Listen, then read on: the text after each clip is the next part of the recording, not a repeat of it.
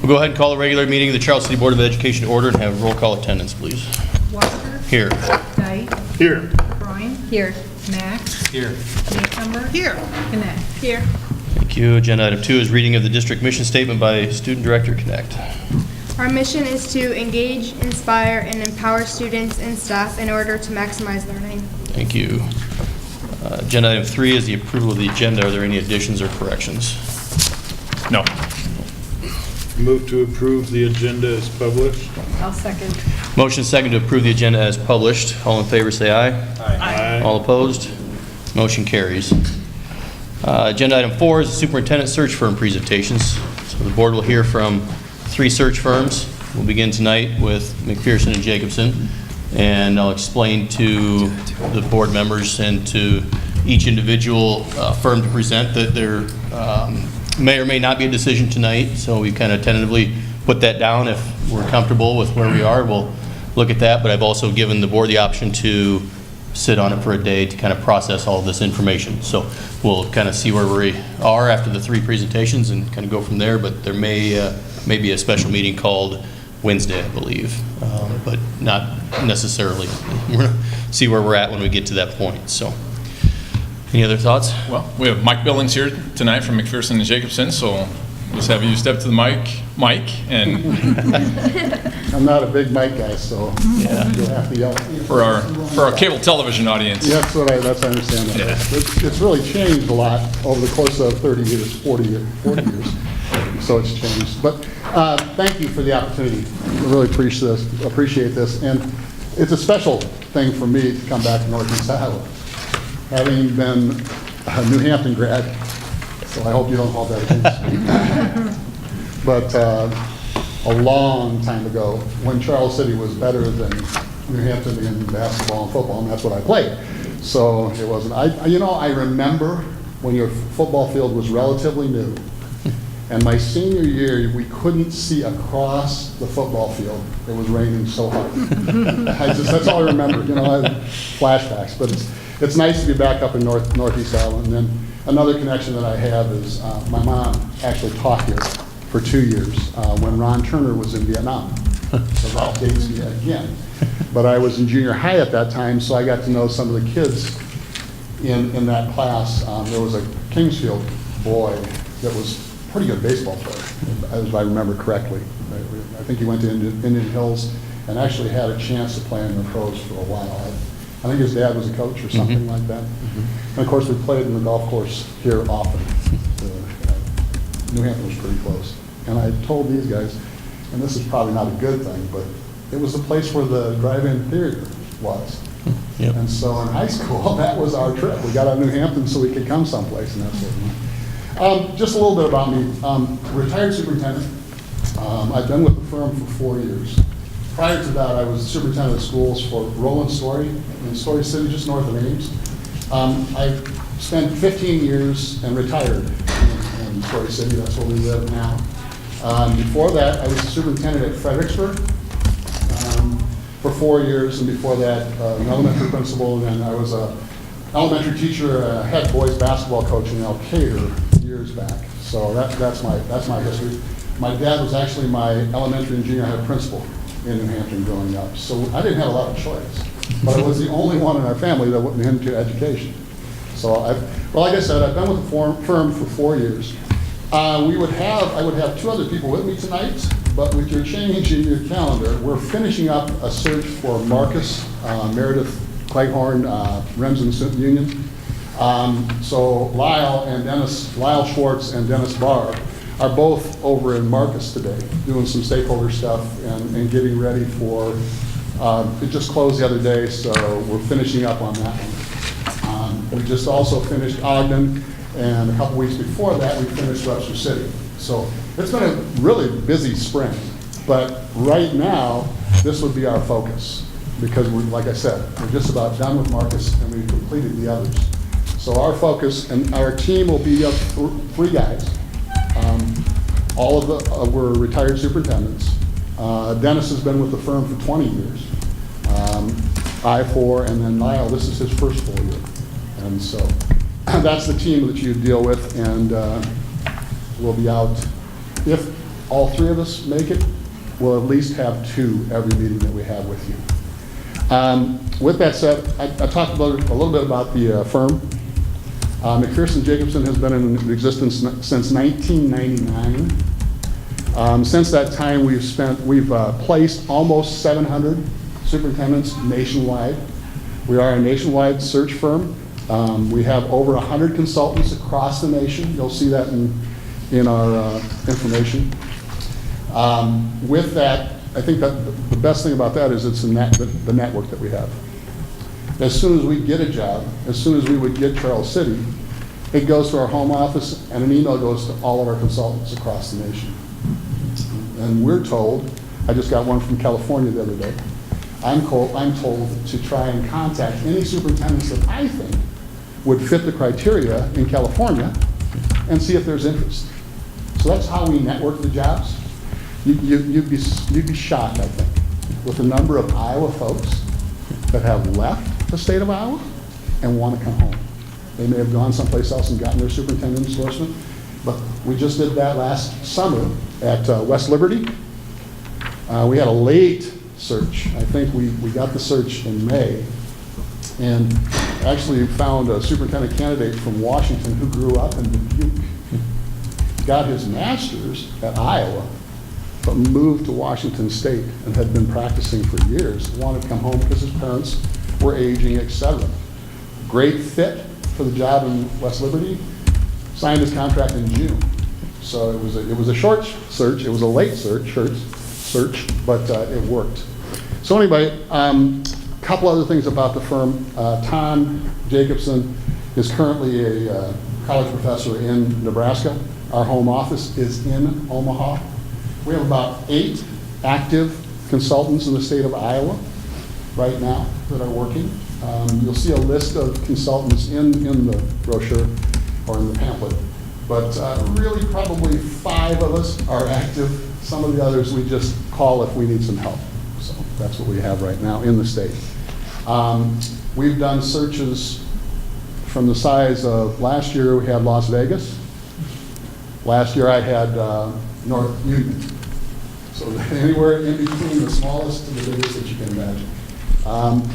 I helped with I led this Clear Lake search a couple years ago, so there's a board close to you if you wanted to talk about references or something like that. Helped with Marshalltown a couple years ago. And then again, Webster City, I don't know, we're not too far away from Webster City. And there's another district about your size. If you want to have some references or call somebody, board president or anything, I think they can speak highly about our firm. One of the keys, I think, one of the most important points about our firm, and I don't think anybody else can say this, but our track record is pretty impressive, I think. And that is that in the United States right now, the average tenure of a superintendent is between 3.5 to 4 years, depending on what you want to read. But what we do, what we pride ourselves in, is we match candidates to what you're looking for. And I think because of that, I think our tenure proves that we're pretty successful of having a partner that stays with you for a long time. That can be good and bad, but we think that consistent leadership is one of the keys to school success. And so we think we can do that, as you can see in the information. Over the last 5 years, if we place somebody in the last 5 years, 75% plus of those people that we placed are still in the same job. And if you look down the road 10 and 15 years, over and up to 50% of the people that we've placed are still in the same position that we placed them. So I think we do a nice job of matching to what you guys want for a partner in your leadership. And so I think that's a real strong point in our favor. Any questions about our firm? We have a staff of 3 assistants, and so we have very quick turnaround with the information that we have. And with your timing, I think you're going to need some quick turnaround. But I think I worked on a calendar, assuming tonight might be a starting date. But I did work on a calendar, and I think you could probably be interviewing candidates for the superintendency, depending on how you want to do it, before the end of May. I don't think you can compress it too much more than that, because I think you need to advertise. That's the longest part of our search, is the advertising. It really is. But you can't short that. You've got to do that for about 3 weeks. And if you don't, you short yourselves. And of course, we have to have kind of a week to get things put together, because we don't just bring in a stable. We don't believe in that. What we do is we help you find criteria. You let us know what you want in your superintendent, and then we go search for those people. You'll find other firms, and I'm going to tell you right now, you're going to have firms that are going to bring candidates forward that they bring back for every search. Doesn't happen here. Do we have people apply for every job? Absolutely. But this is a unique search to Charles City. It's not Webster City candidates. It's not whomever candidates. It's Charles City candidates. And so we have a unique application for you. Part of that application addresses your criteria, and every candidate that applies has to write regarding your criteria and how they fit those criteria. And that starts our vetting. That's how we do that. So anyway, that's a little bit about the firm, like I said. Let me move into the phases that we have. We have a 5-phase approach. I know you're on a timeline. You can follow me on page 9 in your book. But I'm going to spend the rest of the time just kind of talking about that, okay? If hired, and my week is completely open. So if you do have a special meeting, I can come back up and we can get those criteria set. I think the first phase and the first meeting is the most critical, because we're going to work with you on identifying the characteristics unique to Charles City. And each of you are going to come to that next meeting with an idea of what you're looking for. Are you looking for a leader? Well, you probably are, Missy, but define leader. Josh, define leader. We're going to come to consensus on how you define those characteristics, and we use that throughout the entire search. So that's the most important part of that first meeting, is setting that criteria. Meeting's about an hour and a half. Our meetings don't last. We may sometimes get to an hour and 45 minutes, never past 2 hours. We just don't. I think you're unproductive after that. An hour and a half, hour and 45 minutes, that's going to be it. Sometimes you might feel a little rushed, and if we are rushing you, yell at me. We'll slow down. But anyway, back to the criteria. The other thing that's important about the criteria is the week or the days that you're going to interview. You're going to go back to those criteria. When you start to deliberate after that last interview, get rid of the emotions. You know, I liked such and such. I liked so-and-so. Get rid of that. Go right back to your criteria.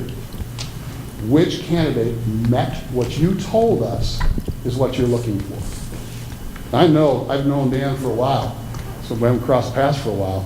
He has a lot of great qualities. Are you looking at some similar qualities? That's what we're going to come back to. Every time we're going to come back to that. We'll remind you about that throughout the search. But also that's what we use as we vet those candidates. That's the first phase. We're going to do a couple other things, obviously. We're going to set up our timeline. We're going to have a calendar for you. We're going to meet when you can meet. Obviously, as we get to a shorter calendar, I always thought that May should have been 2 months, 60 days rather than 30. Because we do so many things in May in public schools.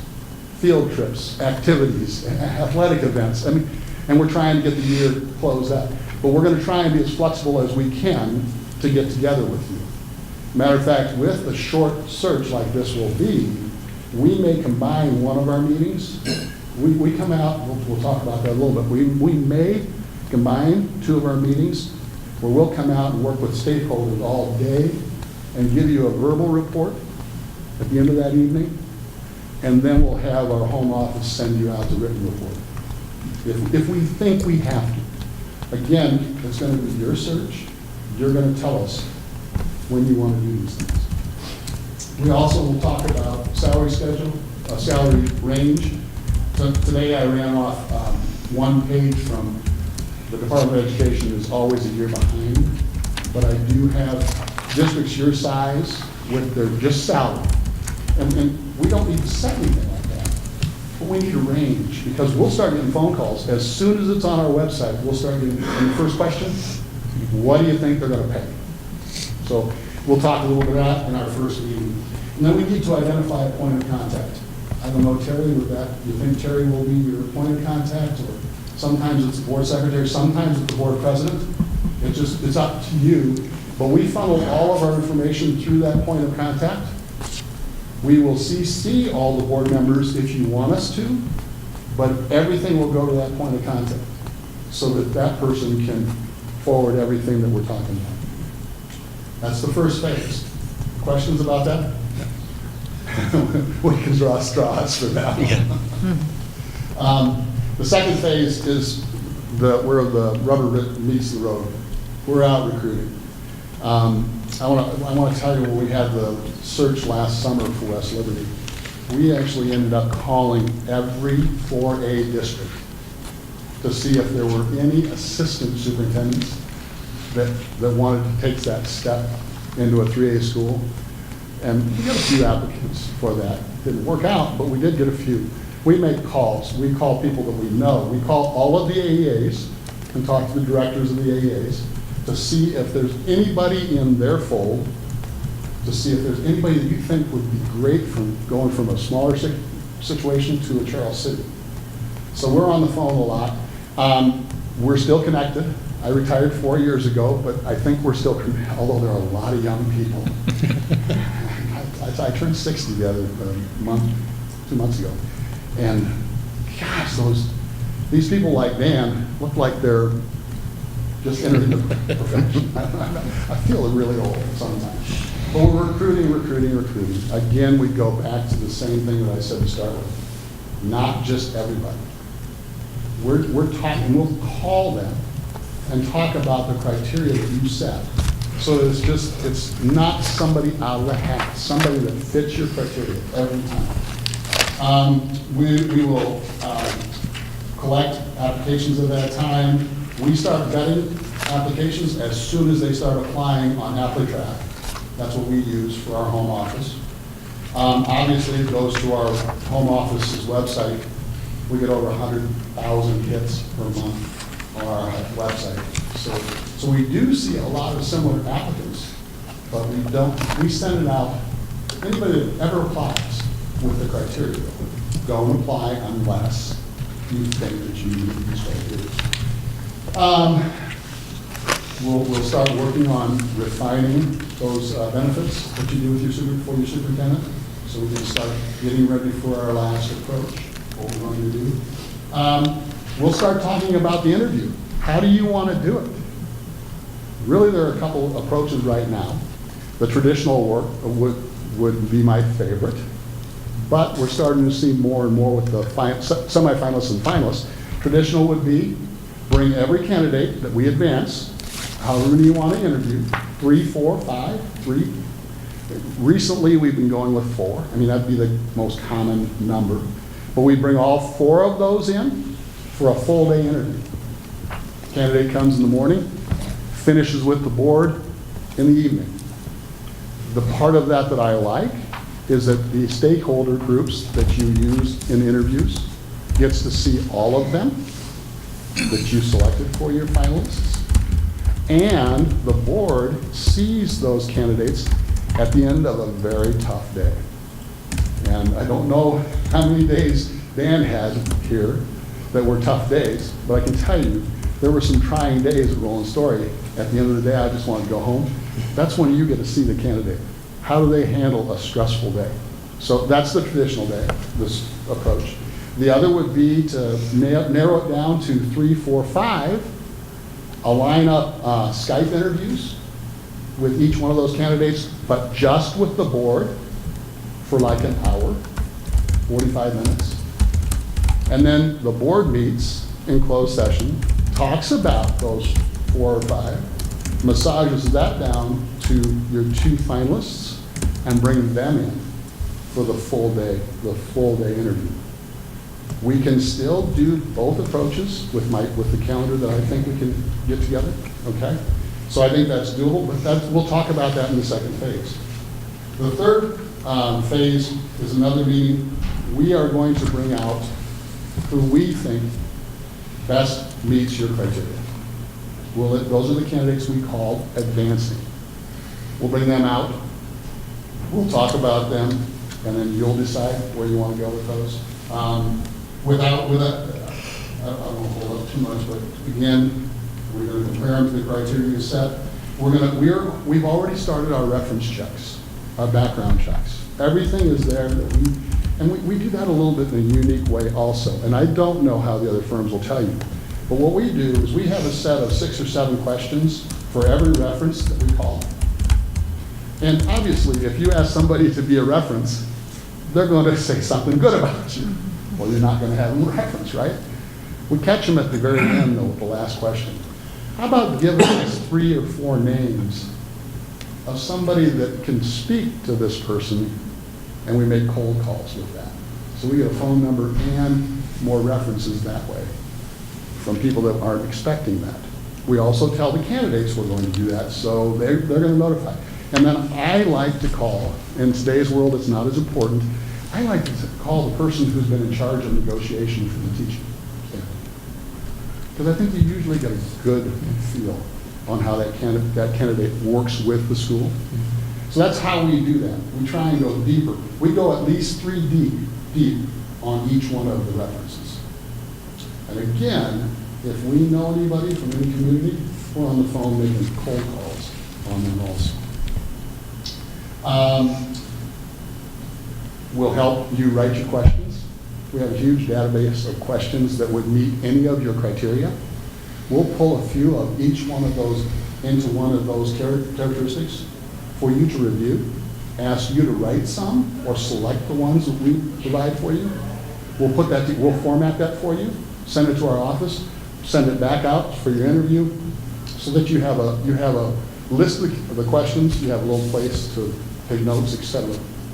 We're going to do everything for you except interview and select the candidate. But we're preparing you in that phase. And then the last one is the interview itself. The fourth phase is we're going to get everybody put together. If you're going to tell us that we're going to interview 4, we're going to call those 4. We're going to see if they want to bring anyone with them, a significant other or spouse. We're going to help you set up your schedule. We're going to give you some suggestions as how to meet and greet those people. We're going to meet with the heads of each interview committee. If you have stakeholders, I'm guessing you're going to have committees from those groups that will help with the interview. We'll meet with the head of each one of those committees to tell them what you can do, what you can't do. Basically, we're going to do everything until when that candidate gets here. And then at the end of each day, I will call the board president, ask how. I will call the candidate, ask the same question, just to see how things went. So we're going to be checking in with you. We want to be in communication with you through the whole process. My cell number is on my card in the front of your folder, so you'll have that. After the process, after you've gotten down to your last candidate, and if you can't, back up 1 second. If you can't decide between your final 2 and you'd like to go visit, we don't generally ask the whole board to go, but we would help arrange for a visit to the home community if you're having a difficult time. Again, we don't recommend it because that person who isn't selected has to go home after the process. But if it gets that tough, and we hope it's that tough, took Webster City 3.5 hours to decide on their final. So we hope that is that tough for you guys. But we're here to help you with that. We're going to come out after that last interview and help you deliberate. We'll make the tough calls. Nobody here, Jason, you don't have to call any candidate to say no, you didn't get the job. We will do that for you. We will allow you to call the candidate to offer the job if you want, or we'll do that. We'll help with you, with the contract. Of course, you need to involve your district attorney when you do write a contract. You just have to make you do that. But we can help with that. We will negotiate with that finalist, because you know as well as I do, when you make that first offer, they're going to negotiate back, because all of them will have jobs. And so it goes back and forth a little bit. But if they know your range going in, generally speaking, it doesn't take very long. But that's our job, if you want us to. Then we move, after you hire this person, we do the background check, the legal one. We send their name, we send an email to the candidate, your finalist. We send their name in for a finance, credentials, and police report. Okay. Criminal, thank you. Sometimes it doesn't work. We take care of that. You guys don't have to touch anything with that. We'll get a copy for that person's personnel file. And of course, we haven't been, knock on wood, we haven't been tripped up yet, because we asked that question on the application, which we all ask. Is there anything that we're going to find? We ask every reference. Also, do you know anything that would be embarrassing for the board if it would come out? And in today's world with social media, which you don't have anything to do, right? We'll find a lot of things. But so far, we've been fortunate not to have anything come back that was negative, and then we have to explain. So after that, after you hire the person, after we get the right person in, we're going to work with our phase 5. We're going to work with the board and the new superintendent after hire to come out and talk about maybe 2 or 3 performance objectives, not dealing with day-to-day operation. We're going to talk about, other than keeping the books in good order, doing the other things that I can't make the list, Dan, maybe you can. We're going to set a few objectives, and we're going to check in with the superintendent at least once a quarter, and with the board presidents once a semester, to see how things are going with those performance objectives, just to see if we can make it a positive experience. That first year is almost unbelievable with the superintendent anymore. I've not found Superman or Superwoman in our candidates, but they do the best they possibly can, and sometimes that's what people expect. If you go with all 5 phases, which is what we're proposing with our quote, you get a 2-year guarantee. So if something goes on in that first year that it just doesn't work, okay? It was a bad match, it just wasn't working out, or something happens in that person's life that they have to leave for some reason, we're going to come back out, help you in another search with the cost of just expenses. We'll never charge for another one, so you have a 2-year guarantee. And again, I don't know if that's unique to us, I don't care. It's just something that we feel strongly that we're going to find the right person for you to be able to get through that amount of time. How am I doing with that? Good, 5:30. Just a couple of comments on the cost. The base cost for the 5 phases is $7,500. We found out that some of our competitors are saying that we try and pick people and maybe increase because of this and that. We put a maximum on it for your benefit for every search that we're doing from now on. Is it will not exceed $99.50.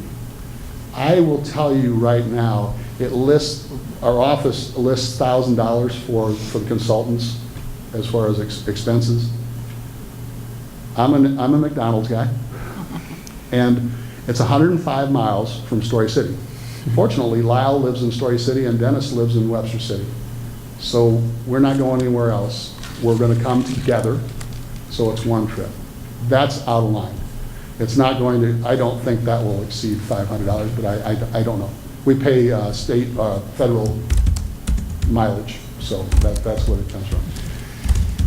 Some of the other expenses could be, if you want one of us to be out here for the interviews, generally speaking, we have you so well prepared that we don't think you need us for that.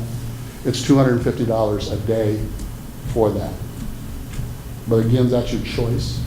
And then we do one other thing. When we bring those candidates that we're going to advance, and usually we bring about 6 to 8 people for you to consider, we send out a video request on each one of those. 3 questions that they have to answer about what would you do for the first 90 days, that type of question. We look at those, the consultants do. It's available to you, but if you look at one of them, it's $50 per candidate, not per time. Board, it's just $50. If you did all, let's say we brought 8 and you did all 8 of them, you want to see those videos, that'd be $400. Okay. That's one of the expenses that you'd bear if you want to do it. Don't have to. We will talk about the videos with you, what we saw, but it is available for you if you want. Other than that, office costs, copy costs, et cetera, et cetera. If we want to get this on the fast track, and we can do some of it electronically, as far as the stakeholder report or we'll have a packet on each of those 10 finalists, people who advance. If we could do that electronically, we might be able to keep some costs down with that. But we'll have to do that as we go. And we have to. I think if you remain flexible, somebody told me once, you never get bent out of shape. So I think that's as simple as I can put it. That's McPherson and Jacobson in a nutshell. So, any questions for Mike Billings? Okay, what do you guys got? Thoughts, questions? Lots of information to process. Yeah, lots of information. Yeah. So basically, as soon as you hit the ground running with, you're not committed to 7 districts at the same time and that with this, then? Actually, no. Marcus, we have one more meeting after today, and then they do their interviews, and we'll go out for one night, the same thing we do with you, and all 3 of us will not. So one of us will go do that, and the other 2 will be available for any night that we want to start. Okay. I mean, I'm willing to go back to McDonald's now and wait for you guys to decide, or I'll come back up if you have time on Wednesday or whenever to get the criteria. I do think it's imperative to get that going this week. Mm-hmm. Monday of next week at the latest, but I think as soon as you can get started. It takes us about a week to get that all put together before we can actually get the application on our website. It takes, we have to wordsmith all that and put it together and get your application unique to Charles City. So if we do that, by the end of next week, we have the app up, 3 weeks of advertising. We're back out before there, working with your stakeholder groups, et cetera. So that's the process. But again, I think you could be interviewing either way at the end of May. I don't think you can get it in any earlier than that. I really don't. Sure. What, with the searches that you're finishing up here, can you give us an idea of how many applicants, number of applicants you're seeing? We had a great spring. We had 27 completed applications for Webster City and 27 for Ogden. Wow. Which, now, Ogden was a spread of principals moving into their first superintendency and some superintendents who want to come back to the state. And I don't know what you want, but I will tell you the person we hired in West Liberty beat out 4 experienced superintendents, and he's had a great 2 years. So, and he's starting his 2nd year. So if you say to us, all we want are experienced superintendents, you're going to cut your field. Mm-hmm. With Marcus right now, we finished with 19. But again, for that side, then that's a shared superintendency. Sure. So I mean, you've got it. What you've got that a lot of people don't have, you've got all your buildings here. Yeah. You're Charles City Community School District. You're not looking for somebody that's going to cover this or that or this or that. You've got somebody that is going to be dedicated to you. So I think that's really important. So I think even though it's late, I think you'll get applicants. I can't guarantee 27. I can't do it. I heard that Ames had 40. 40. But they were looking for a different person. Ames is a little bit unique. Yeah. Living north of it, I can tell you, it's a little bit unique. Okay, anything else? Anything else? Would it be worth sticking around for a couple hours? Or is Wednesday more of a likely? I'll leave that to the board, I guess. My thoughts are, again, we talked about informally with the amount of information to process, with it being, I didn't want to put that pressure on any of the board members to have to make that decision, right away after that. So I will leave that if there's thoughts here from you guys. If you want to decide that now, if you want to wait. If you got time, it doesn't hurt, would be my suggestion, because if at 7:15 they say, you know what, we're ready to make a decision, we don't need to wait. Perfect. I would hate for you to be 30 minutes down the road already. No, I think it's a good thing. I'm going to drive around a little more. I have a page of standout things that I've written in my notes, and if we have 2 more people come and speak to us, and I don't have a page, you may have wanted to stick around, so. Okay. You have my cell. Yes. I'll be in town. Yep. What I may end up doing is just buzz over to New Hampton to the cemetery. They Sure. give me something to do. Yep, absolutely. Excellent. All right. Appreciate the time. Thank you. Thank you so much. Well, I'll go get Dale. oh, okay, there. Just because I don't, these groups go to community members. Yeah, there'll be some of that. Possibly. I wish we could have, And those are just going to be different discussions. I know it. I agree. can't do it. No way. I checked. I thought it was better. I'll Yeah. just drive it back and forth. The same type of stuff. I know it. Is- I know it. Because Wednesday or Thursday, I don't know, special meeting wise, but Sit for another hour and a half. yeah, if you guys are comfortable with something, then I'm fine with it too. So I just don't want to put that on you if you're not comfortable with processing all the information. So. Big pluses. You pull out names from all of those groups and start asking who Yeah. assist us. Yeah. That stuff's easy. I mean, This process is if you always follow that, interesting. What do you know, Josh? Anything good? that stuff's easy to combine. I know that my golfing game, my golfing time is shrinking by every one of these snowstorms. You got that? I have some choice words I would like to say, but I absolutely agree. I Space right now. was just thinking it's shrinking by the outlook of your tax deduction. Yeah. that's for sure too. Dependent deductions situation Well, might lead a little bit to a decrease. this is no good. I was hoping like I was going to be able to play next week, Yes, absolutely. but that's not the case. Yeah. Well, did you get to play in Vegas? Is that what you're talking about? No, I was there for work, so I didn't really Wow. do Doesn't anything mean you exciting. didn't get Fun. to I hardly play. left. I didn't even really leave the casino. I walked to CVS once. That was it. Were you in recess? No, not necessarily. Otherwise, the camera's still rolling. Yeah. Just as an FYI. Yeah. That says, what sets us apart? You have a clicker right there. Okay, great. Thanks. Good evening. How are you? Good. I'm Dale Monroe. Terry O'Brien. Nice to meet you. Thank you. And you are a student, no doubt?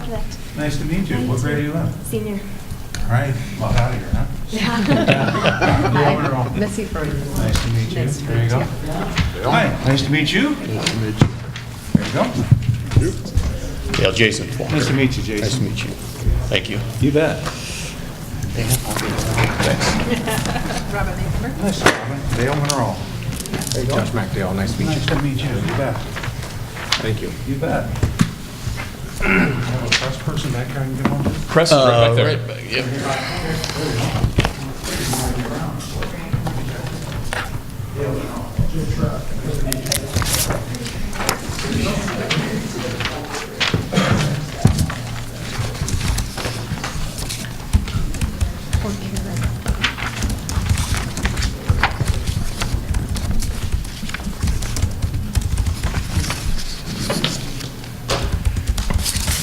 So, we're ready, huh?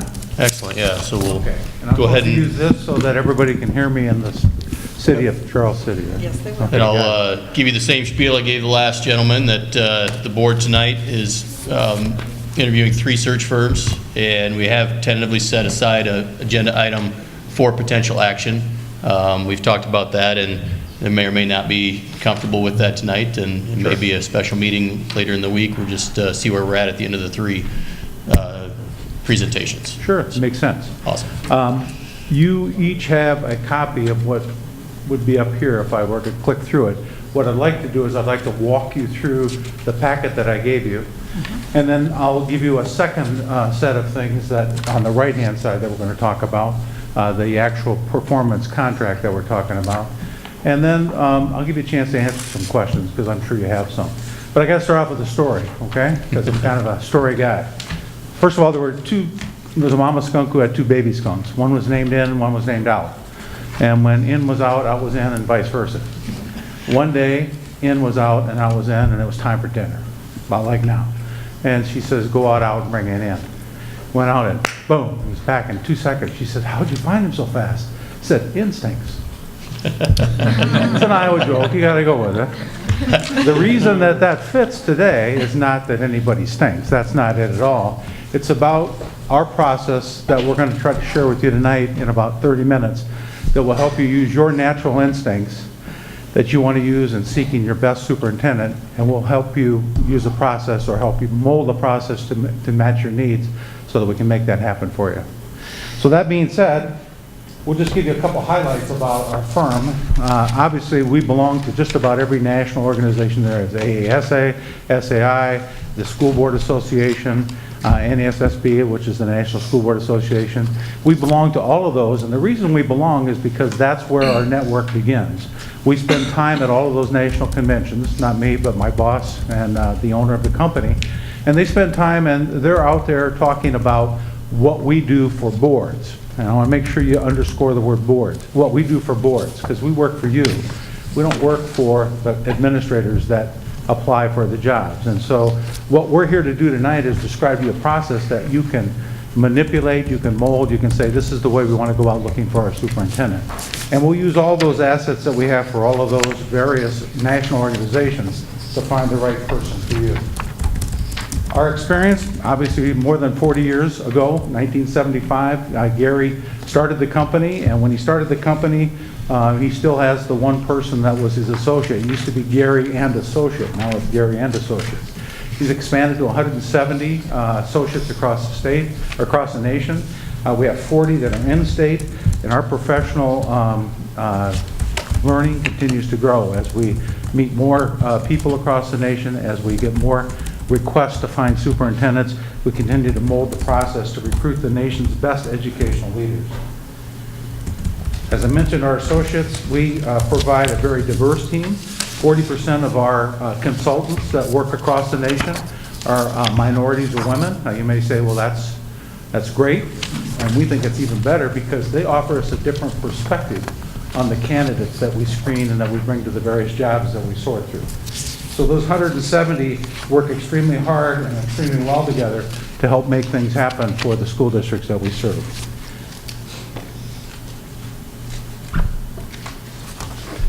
What you can expect from us is about 70. On average, we get about 70 applications per district that we work with. We will make many, many more calls than that. We'll make many more contacts than that.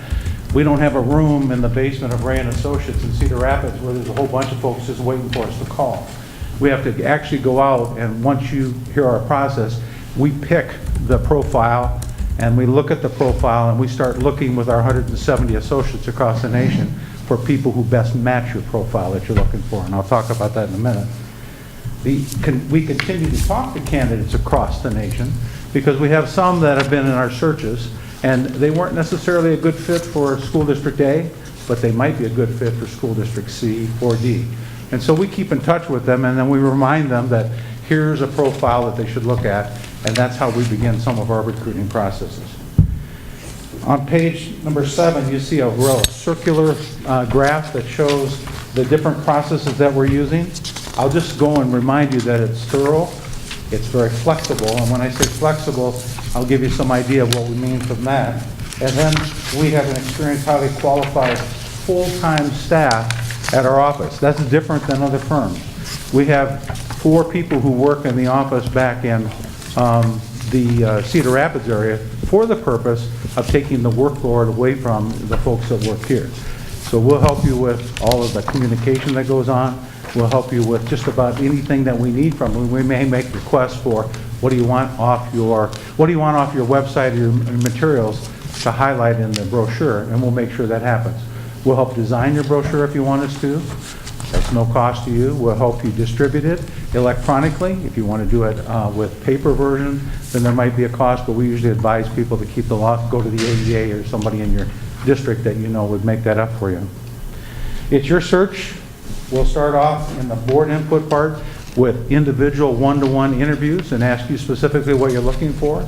We'll talk about the community. We'll talk about the strengths of the school. And then we'll determine, with your help, the stakeholder groups that you want to involve in the process. Those stakeholder groups could be as many as 8 to 10. They could be as many as 3 or 4. Sometimes people use community forums as a way to get stakeholders involved. Again, you get to decide which way you want to go. We will determine a timeline and the compensation, of course, that we've talked about, that we'll talk about on the next piece. But in the end, you will finalize in your portion of the input the board profile of what you're looking for. And I'll give you an example of that.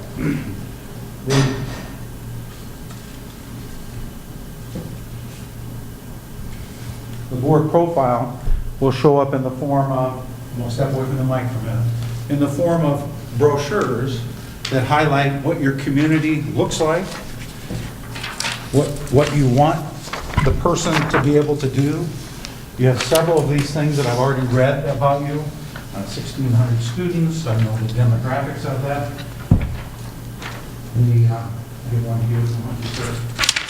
What I want you to see more importantly than anything else is that by flipping this around, obviously it's your story that's on the page, and you'll help us design the story, but we'll put this together with our office staff. On one side, you'll see the 10 to 11 criteria, qualifications that are labeled. That's what we're talking about developing with you and your community so that we can identify the biggest things that are going to happen or have to happen for a candidate to get a job here. So when I talk about the next steps for stakeholders and talk about online surveys, it's a way to gather some of this information along with the one-on-ones that we do with you. So stakeholder meetings, we'll meet individually with those groups that you identify. We spend about 45 minutes to an hour with them. And we go through this whole process that we're going through with you one-on-one. And we talk to them about timeline. We talk to them about what the criteria are that they might think are important. We share all of that with you when we come back to design that poster. Online survey, we would recommend this highly. It's an online survey that's research-based, and it's based upon 33 qualifications. And I'm not for everybody. You can pass them to the middle. Marzano is the designer of these. He took qualifications from a lot of different superintendent searches from across the nation, and he put them all together, and he said, in general, here are 33 qualifications that people look for when they're trying to find a superintendent. So we would have you as a board identify your top 10, and we can send this out to your constituents, all of them, to parents, to community members, to everybody. Put it on the website, put it on your website, and we would send that out, and we would collect, and we can do it in various languages as well.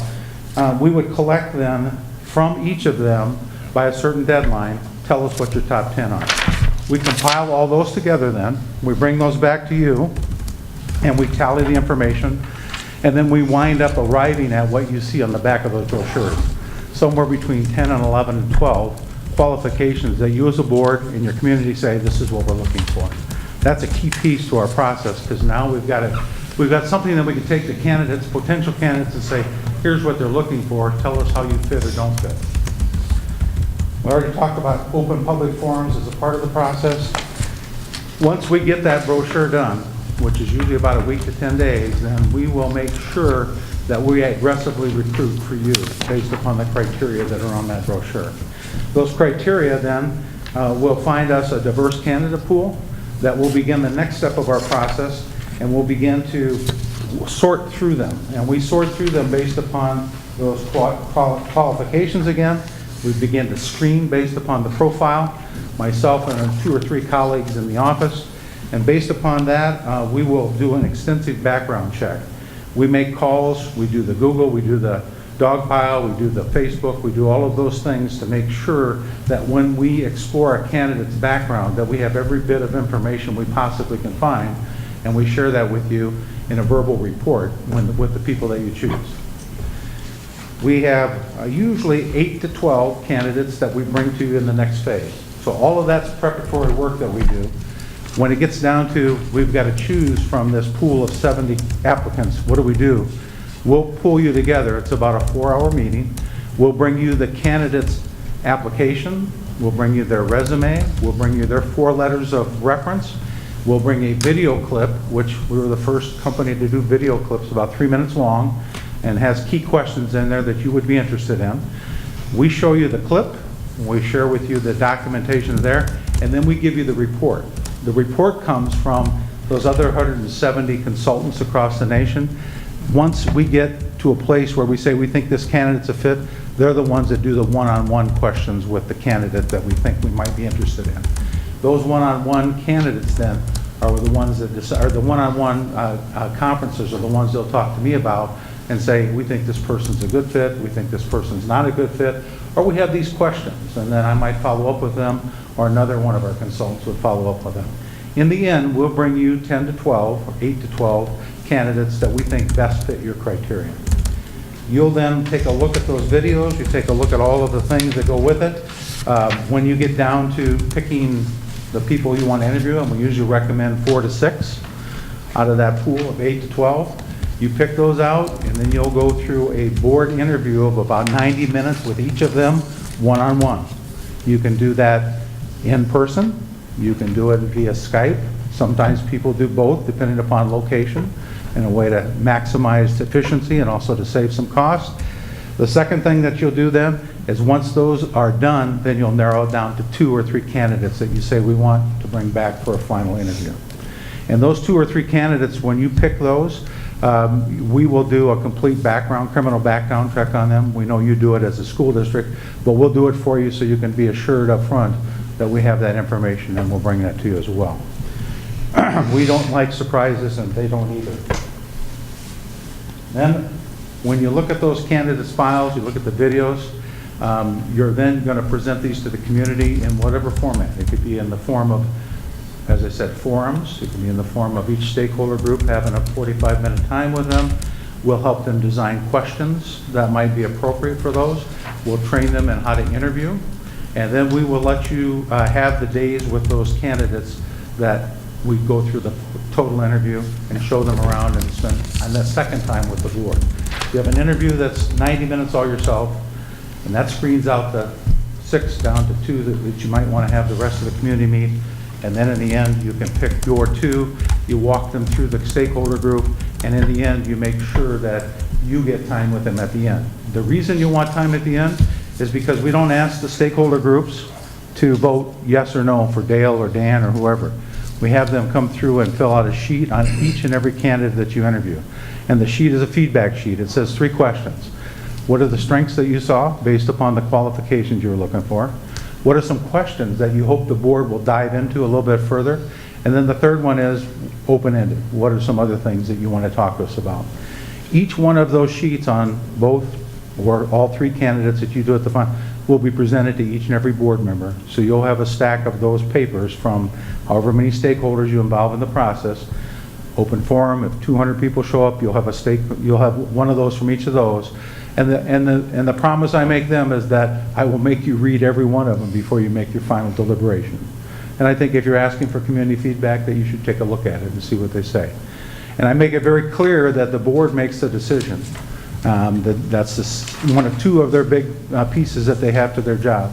And this one's the single most important one that they have to do, and that's picking the superintendent. So provide them feedback.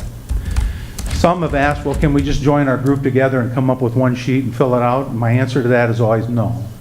And the reason it's no is because our board is very, very interested in your individual point of view. They're not necessarily wanting to be persuaded or dissuaded, whichever way, by a group vote. They want to have you do your individual, so we will collect those. Then we assist you as well in the interview questions. We assist you in the development of questions for the first round, for that second round, and in the end, we put together the interviews for you. We put together the schedule based upon when you're available. We assist you to reach a contractual agreement. Again, no charge to you. You'll see that later on in our presentation. And we guarantee that for 2 years, if something happens that the superintendent doesn't work out, we'll do the search for free. There'll be some expenses, obviously travel and some of those things, but we will do the search for free if it doesn't work out in the first 2 years. We provide ongoing yearly assistance at no cost. A year after we place a person, we'll call them up and say, how's it going? And then we'll ask the board, and we'll ask them if they want to invite their board to an assessment. And that assessment is free, again, for you just to say, here's what worked out, here's some things we still need to work on, and then help coach you and the superintendent to the next level of performance for yourself. And then the last 2 pages, 14 and 15, are really, or 14 is really things that we can do in that developing relationship piece for you. All factors presented today allow our firm, we think, to provide you a process that's adaptable and flexible to you as a board to seek out your superintendent of high quality. Questions to this point? Because I want to get into the contract with you. Questions? Pretty bad. Timeline? Yeah. Timeline, do you want to walk through timeline now, or do you have that yet to I'd be be? glad to do that. Let me explain to you that the timeline usually is 10 to 12 weeks in order to get enough applicants, in order to get them going. But it's our belief that there are applicants out there that are ready. This is kind of a prime time for people looking. So I might present to you, with your permission, what I call an abbreviated timeline. And my reason for presenting an abbreviated is because you don't want to run this thing all the way to the middle of August, I don't think. No, not at all. I just took the liberty, and these dates are just projected. Good. They're not anything Yep. that's in cement. You get 2 of them now? Yeah? I do, yeah. Okay. As I said, normally takes 10 to 12 weeks for a process to really play out. What I'm proposing here is that we modify it, and that should you choose us this week, we would begin with interviews with you, the one online. We would immediately throw the 33 qualities out on your website and begin collecting that from people. Do you have a communication person? Right over there. Okay, so we would ask a communication person to throw the blast out and get people immediately involved in it. And so you see this first week, 9 through 13, we wouldn't be wasting that. Oh, yeah, they're different. No, I said, back to the microphone. Just microphone, yep. No, Yeah, you're- thanks a lot. Keep focused me there. So for this week, we'd really do the one-to-one with you, and I can do them even face-to-face. I'd come back and do that. Or I can do it via phone, or I can do it via Skype, or whatever works for you. And then determine the internal contacts with the board and district, because that's going to be important to gather the information you want in that brochure I shared with you. It's going to be important to gather the qualifications moving forward. Community surveys would be done in about 10 days. You see, I put the 18th just arbitrarily on there. You can change it. That gives us about 4 days before, do you have a board meeting on the 23rd? Yes. It's Monday. Yes, yes. Yeah, 23rd. I've tried to match it up when you're already here. Yeah. So it'd take about 35 to 40 minutes to review all of the data that comes back from those surveys to determine where the parents, where the kids, they're all anonymous. So they just put down, I'm a parent, I'm a student, I'm a community member, I'm a board member, I'm a teacher, whatever they are, they just put that in there and they turn the surveys in. We will break all of those down. We'll say your staff said these are the top 10. Your community said these are the top 10, and then we'll sort you out and say, here's where we've overlapped.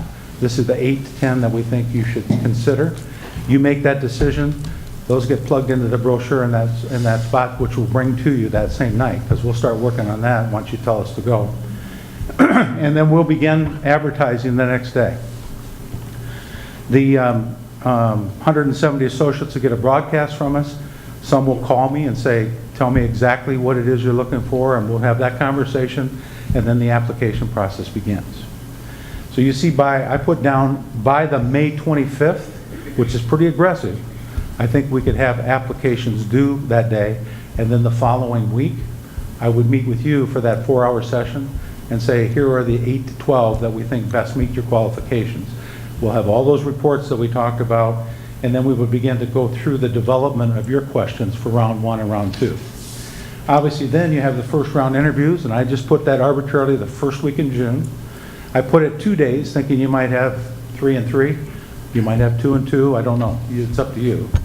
And those two, then once we're done with that, takes about an hour to an hour and a half afterwards. You can say, here are the 2 that we want to bring back for the whole community interview. So the 11th and 12th is what I targeted as a possibility of having your final interviews with the community. You could have them on one day, and you could rotate the candidates through so they are opposite one another. When one's with you, they might be with the teachers and vice versa. We can work with you on that schedule. Sometimes boards like to do that, sometimes they don't. When you're done, remember you're going to have all those sheets of feedback, whichever way it goes for you. We'll read the feedback, and then whatever time it takes for you to feel comfortable with your decision, that's when we'll offer the position and we'll get you a superintendent. So again, abbreviated, this is down to about 8.5 weeks. And I just wanted you to see how it could be.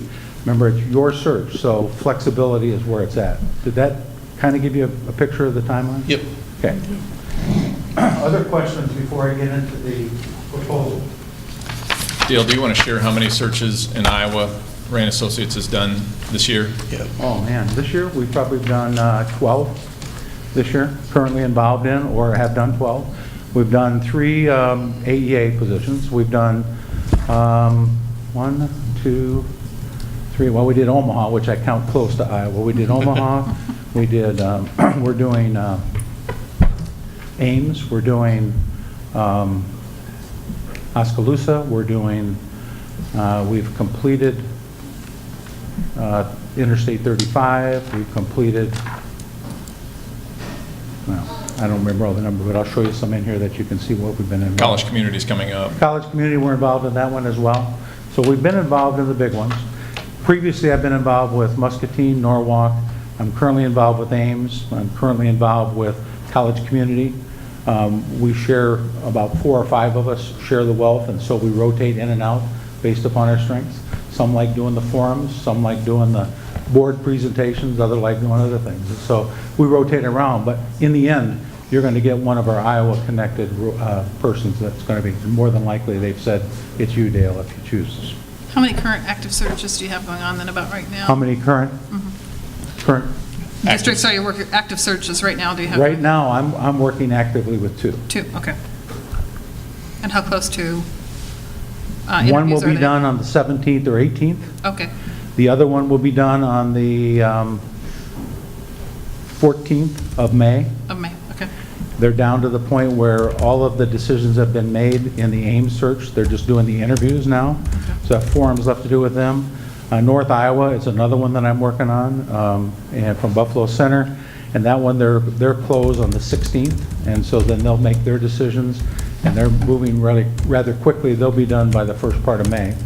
And then College Community, I'm kind of the fill-in there. Remember I told you we rotate in?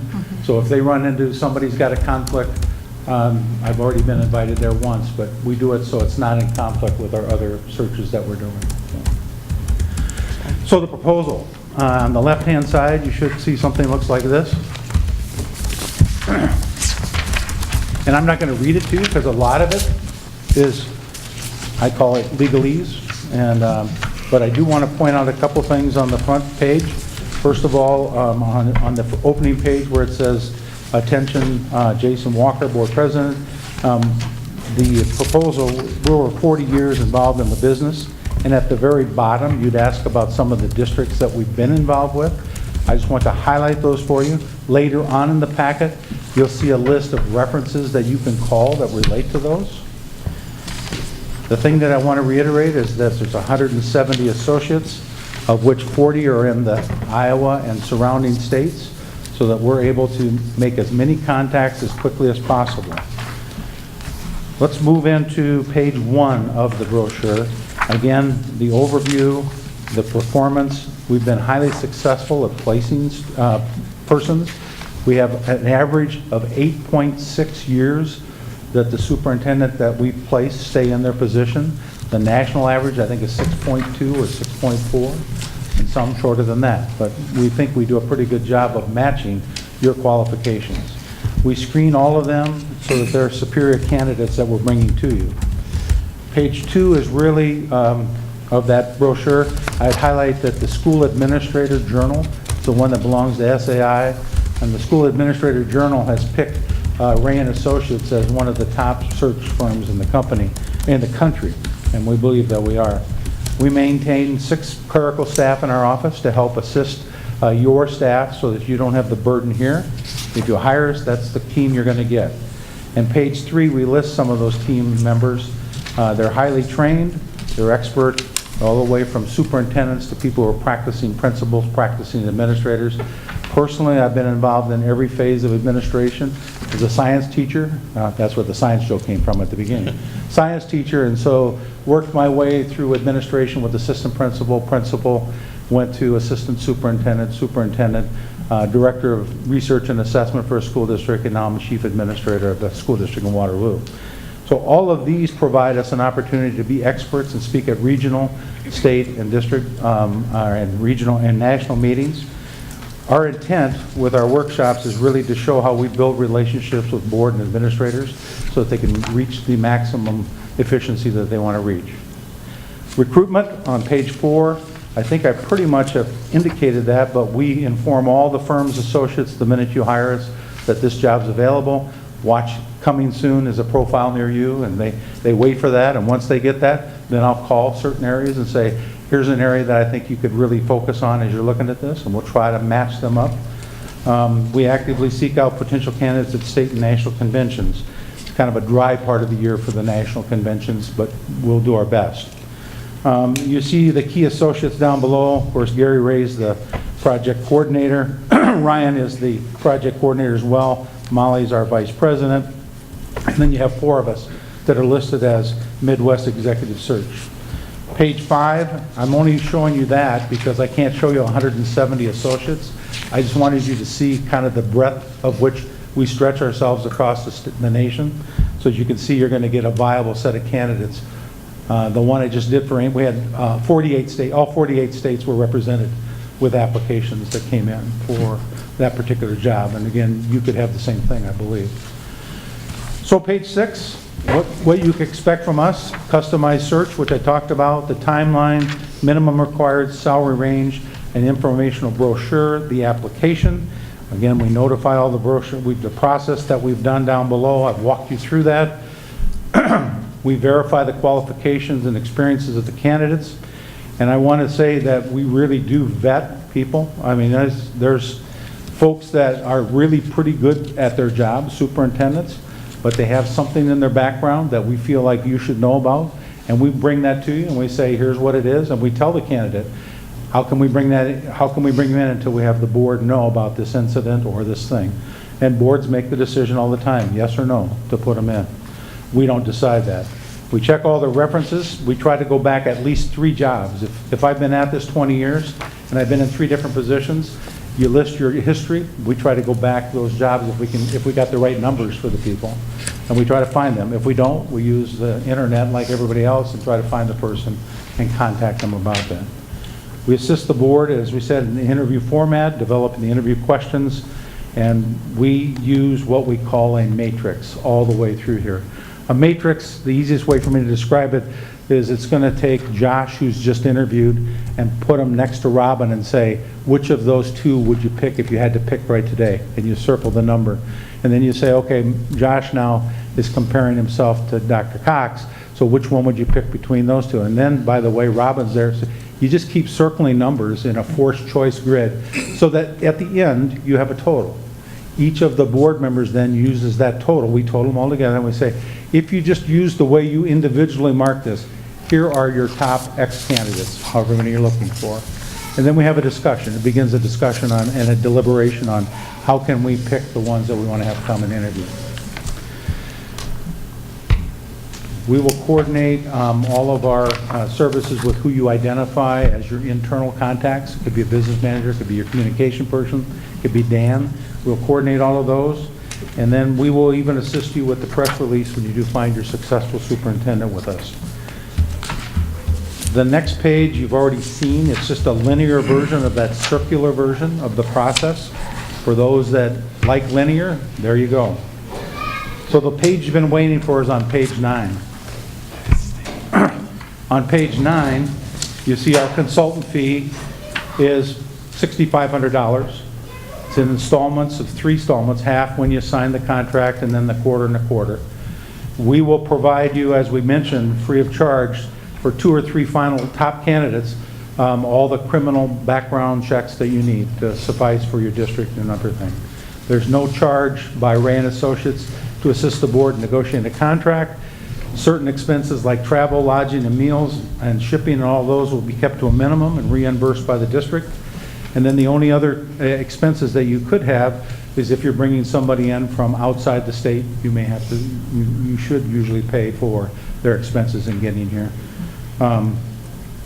We're the only firm with a 2-year guarantee that if things don't work out, we will redo it for you. We really want to reiterate confidentiality. We tell all the candidates that it's confidential and it'll be closed session up till the final 2. And they usually ask for that anyway in the documents that they sign. The reason that we want you to know that is because you don't want someone who's not necessarily a good practicing superintendent in the district that they're in. And that same thing is true. They don't want to give up their name until they're sure that they're going to make a move into your district. And that's and that's allowed in the state of Iowa, and we keep it very confidential. Again, your satisfaction is guaranteed. The very last page is our references, and I would encourage you to call 2 or 3 of those references. Call 4 or 5 if you want.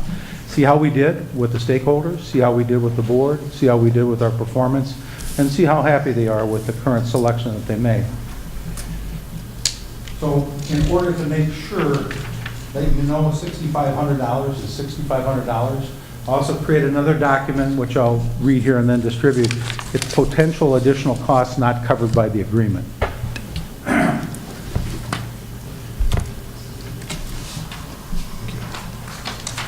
Thank you. Because driving from Cedar Rapids, you may say, well, how much does that cost? I'll be glad to lay that out for you and tell you how you could potentially save dollars in research. But the $6,500 is everything included. The only things that are not, as written in the contract, are if we use an electronic version of the brochure and you don't need any printed copies, then you're fine. If you decide to print some, then that would be on you. We can either print them for you, the AA can print from, but there would be a cost, and we just didn't want you to be deceived by that. We provide Education Week 30-day advertisement as part of our fee, the $6,500. We also have several freebies, including the Ray and Associates website, which we get 3,500 hits a month. We think if you use the freebies that we want and some of the others, that with the time frame you're talking with, you wouldn't have to add any additional cost. But that's, again, that's up to you. That'd be one of the first things you decide at that first meeting when we get together. And then, of course, costs associated with candidate travel, which we talked about right at the end. If you decide to entertain as part of your final visitation with the 2 candidates, that would be on you, of course, not on the firm. And then consultant mileage round trip. It's 210 miles round trip from here to Cedar Rapids. And so at 54.5 cents, the office would bill you $114.45 for each trip. And so I calculated between 4 and 5, depending upon how you want to do service. Sometimes you can do Zoom, sometimes you can do it via phone. If you do, then it's somewhere between $450 and $660, or $560 in terms of cost. That goes above and beyond the 65. So I've tried to hone those out a little bit for you so you'd have some idea what could be the cost. Questions that I can answer for you at this point? Thoughts, questions? Nice presentation, very thorough. I appreciate the attention to cost savings, since that's one of the things we need to be aware of as a board, for you spelling that all out for us. Jill, I would have one quick question. Yes. From your perspective, it seems like you've done a lot of searches here in Iowa. Yes. You yourself have been involved with several of them. Who typically, from the district side, do you interact with the most, or who do they usually identify as their point of contact? Sometimes it would be the communication person, sometimes they have an HR person, sometimes they do the business person. It's a combination, in the Ames district, it's a combination of 2 or 3 of the people. Communication person helped get everything up for the brochure, had the right specific information that they wanted, then they stepped away except for when it comes time to blast things out like the survey. They make sure they're doing that via the Facebook and Twitter and all the things that they use in the district. So that's one example. Business manager a lot of times is involved because obviously it involves salary, it involves travel costs and some other things, and they keep track of that, and we're willing to work with them because that's what we usually bill. The other person, it could be a secretary depending upon the size of the district. I would leave that open to you. Occasionally, it's the superintendent that's exiting, although they typically say, I'll just handle the logistics by handing it off, just come to me. It's the board's decision on who you want me to talk to. Thank you. Thanks. Additional questions, thoughts? Anything further? No, I just thank you on behalf of Rain Associates for inviting us to participate in this. We hope we've given you the information you want. You have my card. If a question comes up in your deliberation that I haven't answered, feel free to give me a call. I would be glad to answer it as quickly as possible. Look forward to working with you in the future if that's possible. Awesome. Thank you all. Excellent. Thank you so much. Thank you, Ray. We offered to the previous search consultant that if you want to spend a little time in town in the event that the board does engage in hiring a firm tonight, that we've got an agenda item for the selected firm to spend about 30 minutes with the board, jumping into some of the introductory parts of it if you want to. Okay. I did drive around the town for about a half hour here beforehand because I wanted to make sure I remembered all the parts. You've built some buildings and you've moved some things since I was here last time, so certainly give me a call if we're the chosen one. I'll be glad to answer it for you. Excellent. Thank you. Thank you very much. Still. Ready for the next? Yeah, we'll grab. No. Have a great night. Thank you. Nothing affects my golf. Yeah. Nothing affects. Nothing gets in there. Not when you live on the golf course. Yeah, you just walk out. That's right. Did you already sign your membership up? Yeah. Is that the what? Did you already get your membership? Not yet. Are they doing it yet? Yeah, but he hasn't really been open yet for business. So. Did he renovate over the winter? No, Dave's just gonna bring him in. Go Did he ahead. renovate over the winter? Yeah, he still is.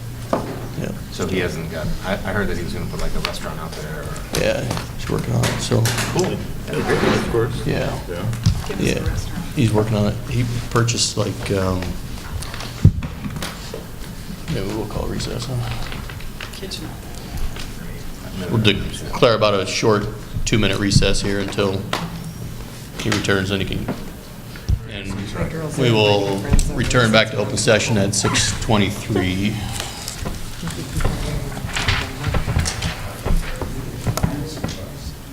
Okay, well, we'll welcome our third search firm tonight.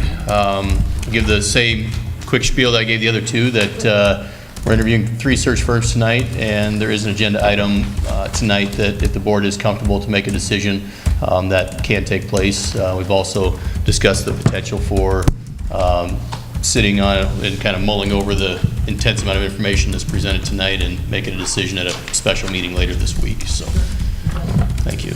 Well, I'm not used to being mic'd up for these, so I'll try to stay here and not move too much or sing and dance. But thanks for the opportunity to come and present to you tonight. And I guess it's cold enough, it's not as bad to sit through 3 presentations tonight, so we'll get this stuff going before it starts to get nice outside. I introduced myself, Trent Grunmeyer with Grunmeyer Leader Search, and Roger Wilcox, wherever Roger snuck off to from Waverly, is the other search consultant that would be working this search for you. I want to just mention a couple things right up front, just to get to know me a little bit better. My full-time role, if you will, is serving as the advisor for the specialist program at Drake University. And so my connection to the field, my networks and stuff come out of that, and the other memberships and things that I do in Iowa. I am a recovering high school principal from Hampton and Indianola. I'm recovering pretty well. But really take a lot of pride in staying connected. And in case you're wondering, a lot of my teaching at Drake is it's all on the weekends. And so I do a lot of the search work during the week, and always have a second consultant on all the searches as well, so there's always two of us, so we can meet your needs and your timeline. And I think in your case in particular, it's not too late to hire a superintendent this late in the game, but you certainly don't want to delay. Like you want to get it posted this weekend, whether it's me or another firm, to be honest with you. But matter of fact, we just met earlier today and are working the shared superintendent for Eldora, New Providence, Hubbard, Radcliffe, and we had a nice pool of 18. Sure would love to have a few more, but I would tell you the quality of that pool is very, very good.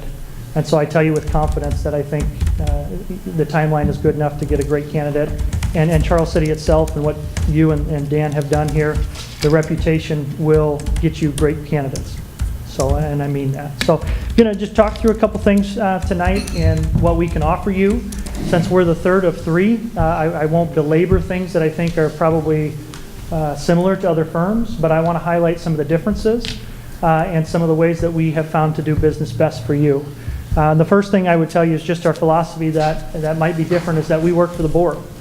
And so if we recommend a process and the board says, well, that's not the way we did it, it's not the way we're comfortable doing it, then we're going to do it the way that you want to do it, because in the end, you're the one making the recommendation to hire the superintendent. Probably the most important thing you do. So we understand we work for you, but it's also our job to set you up for success in anticipating things that might be around the corner. And so everything from process to data, we want to try to set you up for success. We take a lot of pride in that, and we kind of hang our hat on fit. And I know everybody says it's got to be a good fit, but then do their actions, does their process lead to fit? And here's what I'm proud to tell you. In the last 4 years that we've hired 30-some superintendents now, and I should say business managers and principals as well, we've not lost any superintendents the last 4 years. They're all currently employed. Same district we hired them, and I don't know when that'll change. I'm hoping not for a long time, but again, our philosophy, I think that just goes to show our philosophy is working. If it's a good fit for them and their family and the district, they'll be there longer. They'll beat the national average of just under 5 years. So I want to mention that. Before I go too far, Roger, anything else you want to share? Board about yourself? You know Roger. So if that's going to keep me from getting the search, just let me know. If that helps, let me know. We'll expedite through it. Glad to be working with Roger. So just a couple things. Again, I won't belabor this, but one of our biggest compliments is when we get rehired by a district. Now, we might do a superintendent search, and then they call us back to do a principal search or an SBO. But to me, that's one of the biggest compliments because they've seen the process inside and out, and they're content with it. Or some of them say, I wouldn't do it any other way. And so maybe they don't hire us back, but they're calling asking for tools and things like that. So we're pleased by that. That's a compliment for us. To date, we finished superintendent principal searches weekly this time of year. It is the hiring season. So we just finished up our 33rd search here last week. We feel good about that. And then we do a follow-up survey about 6 months or so just after that honeymoon period probably wears off for a new superintendent. And to date, we have 100% satisfaction from the boards and the hire. Not just the process, but the hire overall that we help them land. So we're pleased by that data and would share that. I mentioned this right off the cuff there. Our philosophies may be different than others. I don't know. But we work for you. And I just, again, want to reiterate that. Everything we do and some of the documents I show you, some of the data that we can present to you is all about fit. That's one of the things that the search firm, besides recruiting candidates for you, it's all about fit. And so what data can they provide you that know your district and your facilities and your community better than us? What data can we provide you to make the judgment on who truly is the best fit for you? That's what's going to keep them in their position longer and ensure success for you. So that's what our tools are designed to do, and we'll get into some of those here in a little bit. And again, I think we have some screening tools that you're going to see that other firms don't have. As a matter of fact, I know we do. So I'll share some of those to highlight some of the differences tonight. When we're done and we hire somebody, we're also not done with the process. We work with them to set up an entry plan to be successful for you when they hit the ground running on July 1st, which also means, and it's a cost built in, that they get a full day with ISFIS. Larry Siegel and Margaret Buckton down in Des Moines will go through all your district finances and all your student achievement data, give them binders of information. I show up that day and help them kind of finalize an entry plan, and then we support them in getting off to a good start. So that happens between when they're hired and July 1st.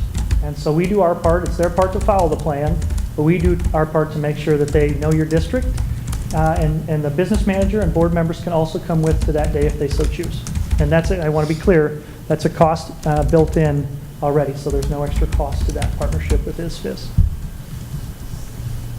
And that's whether your school is an affiliate of ISFIS or not. Okay.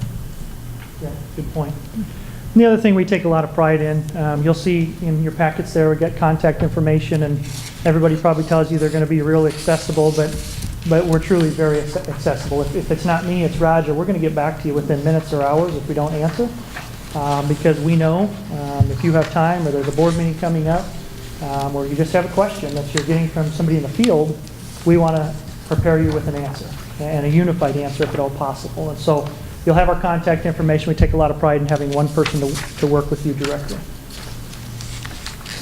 Now, I proposed the timeline in there, and if we were hired, we earn your business, we're going to set up and detail this timeline, because we can save you a lot of calls and emails the sooner we can get a plan out there to your district and community.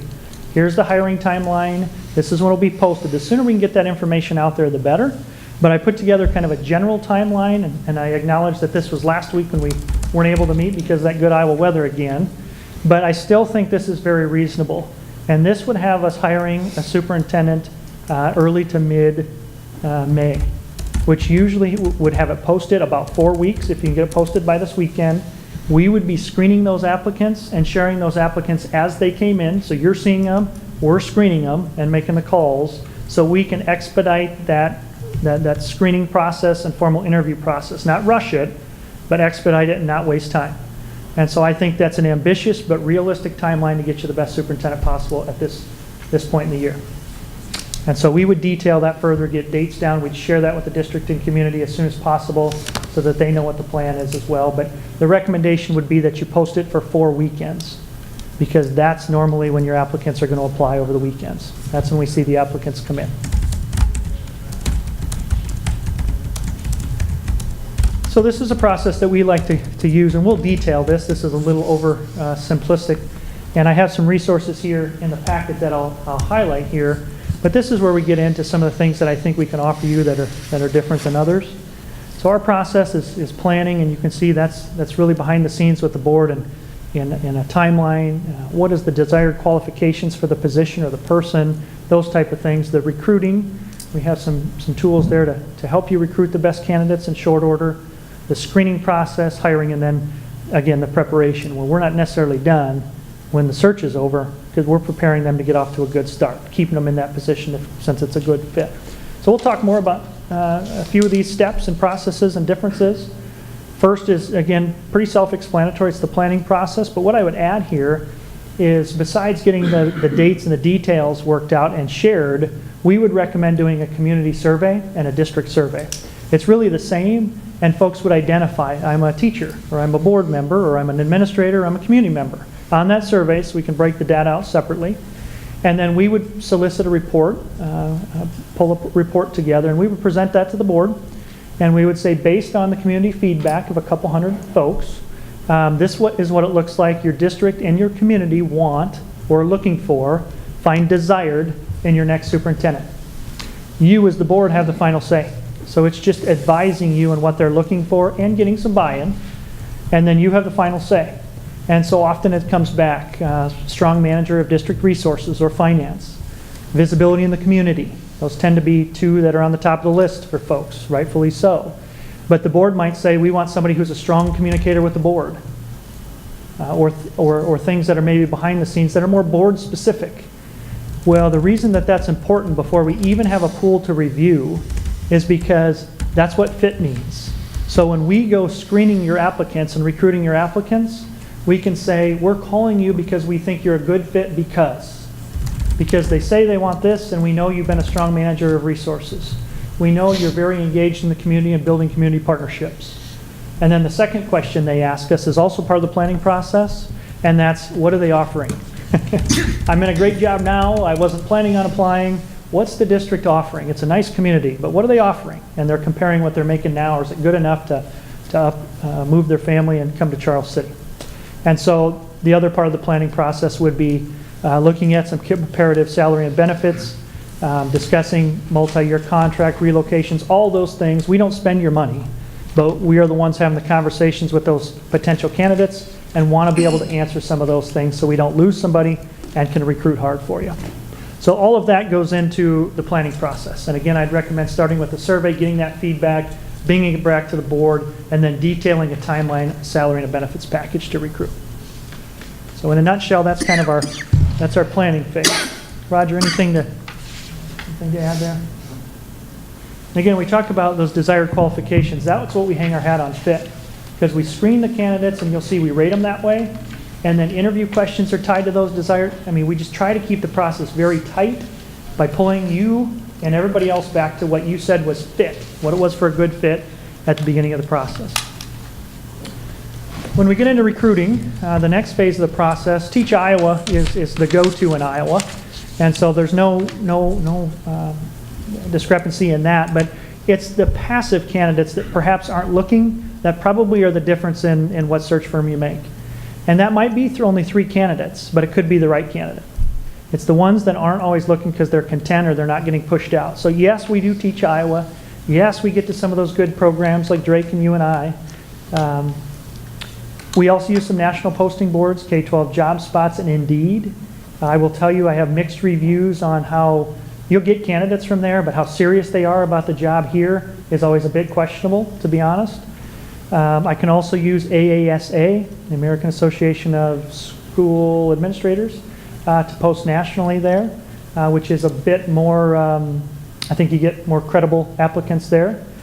So we on their posting boards. Our website is getting about 1,000, just over 1,000 hits a week of folks looking and folks that have put their names in our pool already, so we can search and recruit that way, as well as the other pools that we've ran this year and prior years. ISFLIC is over for this year, but that's a big recruiting one. I think we're the only search firm that uses social media to get some of those candidates, or at least awareness there. And again, I would just reiterate the personal contacts and email between Roger and I and the other 4 consultants that we have that work for our firm. A lot of people in Iowa specific that we can reach out to that might, again, not be the ones that apply, might need that nudge for Charles City. So that's how we recruit. In part of our planning, we would also ask you, is there other places you want to recruit? You notice the Des Moines Register isn't up there. And so if you say, Trent, we want to recruit in the Des Moines Register, then we'll recruit in the Des Moines Register. Because we don't want to leave any advertising to chance. We want to put it out there to get the best pool we can. But those are the ones we would recruit for you naturally. Questions on that? Roger, anything to add? Sorry, I'm working on my wait time here. Trent, maybe just one quick question. Yeah, Josh. You mentioned that you have different avenues for advertising this positions. Where do you find that you get the most attraction from? Where do most candidates come from? Teach Iowa. Teach Iowa? Yeah, because they're looking there already. If they're looking there. Yeah. Now, if you get in, Josh, to quality, I would tell you it's probably the personal phone calls. Okay. Thank you. Yep, just being honest. Yeah. Now, the partnership with ISVIZ is also unique to us, and I don't want to skirt over that because, you know, we have to be able to sell your district to candidates. And so part of doing that is already us looking, we were just looking today at your finances again, and things are good. Your solvency ratio is above 10. Your unspent balance is good. Your enrollment's pretty steady. This is an easy district to sell. So thank you for all the work you put into that. And I mean that. I'm not just saying that. So our partnership with ISVIZ, besides prepping your new superintendent with your finances and student achievement, a lot of those candidates that are your folks that are going to do their homework before they hit apply, they're going to want to look at these same things. And so we make that very easy by sending the snapshot to them, getting them to Larry, having them call Dan, whatever they need to do when they're investigating your district, just like you know, you're looking at them eventually. And so that partnership is really in the preparation, the sales of your district, as well as the preparation for that new superintendent. And I think you'll see that it serves us well. It also gives us other networks between Margaret, who lobbies, Larry, who's out in a lot of districts all over the state doing budget workshops and everything. They know what jobs we're recruiting for, and that partnership that serves districts well. The screening process is kind of our step 3, and you'll see some uniqueness in our process. And once I justify this, I think you'll see why. But our recommended, realizing again we work for you, so you'd have the final say in a lot of these processes, is that we would start with a pre-screening process. And what that looks like, if you had a candidate pool of 20 candidates, and you told us up front, Trent, Roger, these 6 things are what a fit means for Charles City, then we're going to take those things and we put those, this is just an example, we put them on a rubric. You saw this in our proposal. And we look at their cover letter, their resumes, their references, all their application materials, and we put evidence down in that middle category there. And we do this separately. Roger does it and I do it separately. We don't talk to each other, we do it separate. And then we rate the candidate, each candidate that's qualified, back to each thing that you told us up front was important. Okay? We rate them separately, then we get together, and I say, Roger, here was my rating for this candidate, here was my evidence, and we compare to make sure we have the same evidence. And then we often average that number if we have the same evidence, or if we've missed something, we'll adjust our number. We have to sleep at night. So we want to make crystal clear that that rating is accurate to what you said you wanted. So we do that separately. So when we come and present those candidates to you in closed session, we will put everything on the table and we will present those candidates from the top rating down to the bottom rating. But every candidate will be presented to you. If they've taken, our philosophy is if they've taken time to apply and are qualified, they deserve to be shared with you. You deserve to see their qualifications. Might not be high, but you deserve to see them. Now on the flip side, sometimes we'll have candidates that rate very high. Maybe have great experience, maybe strong in finance, but if you do a Google search, you do an Iowa Court search, you know the Paul Harvey on them, doesn't mean we're going to recommend them or that you want to move them forward just because they have a high rating. So the rating is just another data piece to objectify fit. And so with that, we hang our hat on that objective rating piece. Again, you don't have to take our top 5 or 6. We're going to present them to you that way. You're the one that's going to pick who's best for your district and your community. The next piece of that is the initial interviews. So let's say, for example, we present 20 candidates and you say these top 5 or 6 look like on paper and based on your recommendations and references, these look like they might be a good fit. We want to talk to them further. We'd move them forward as semifinalists in a screening process. We'd create questions back to those desired qualifications again to really narrow the focus and ask in more detail how they could represent or what their qualifications are around those. And we would set those up in 25-minute screening interviews in a room like this on a board via Google Hangout. We set them all up. You help us identify the questions.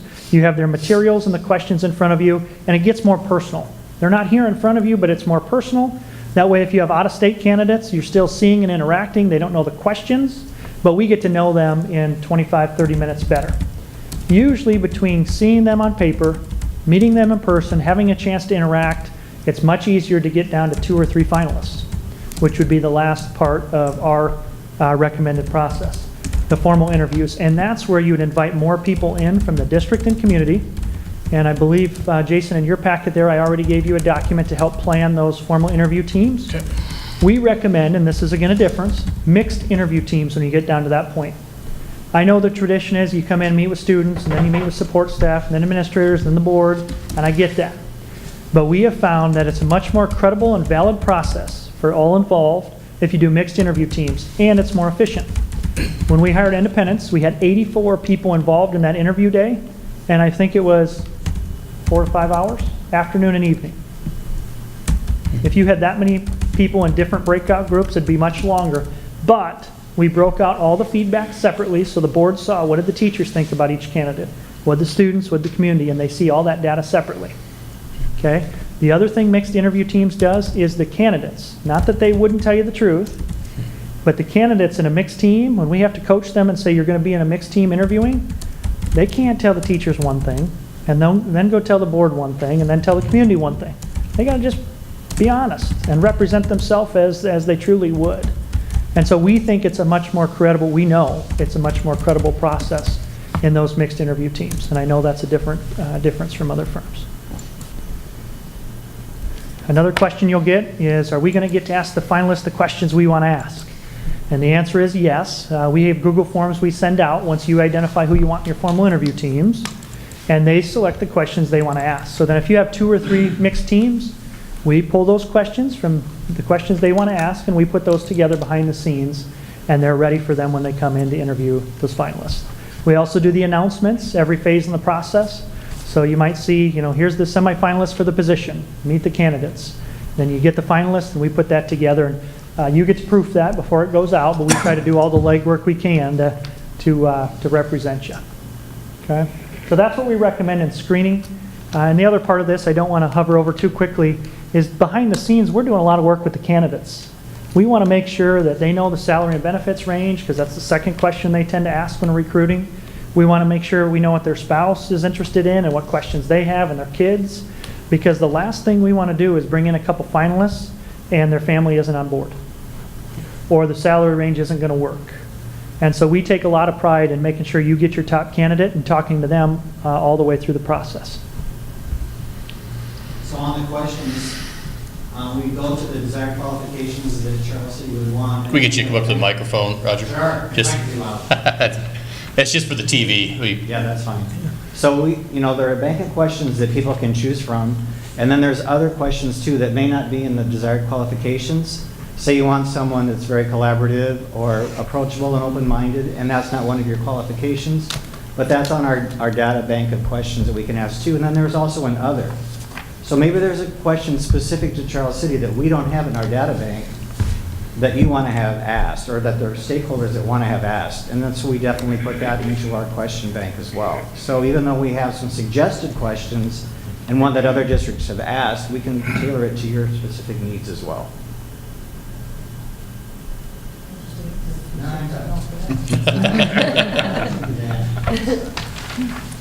Any other questions on that?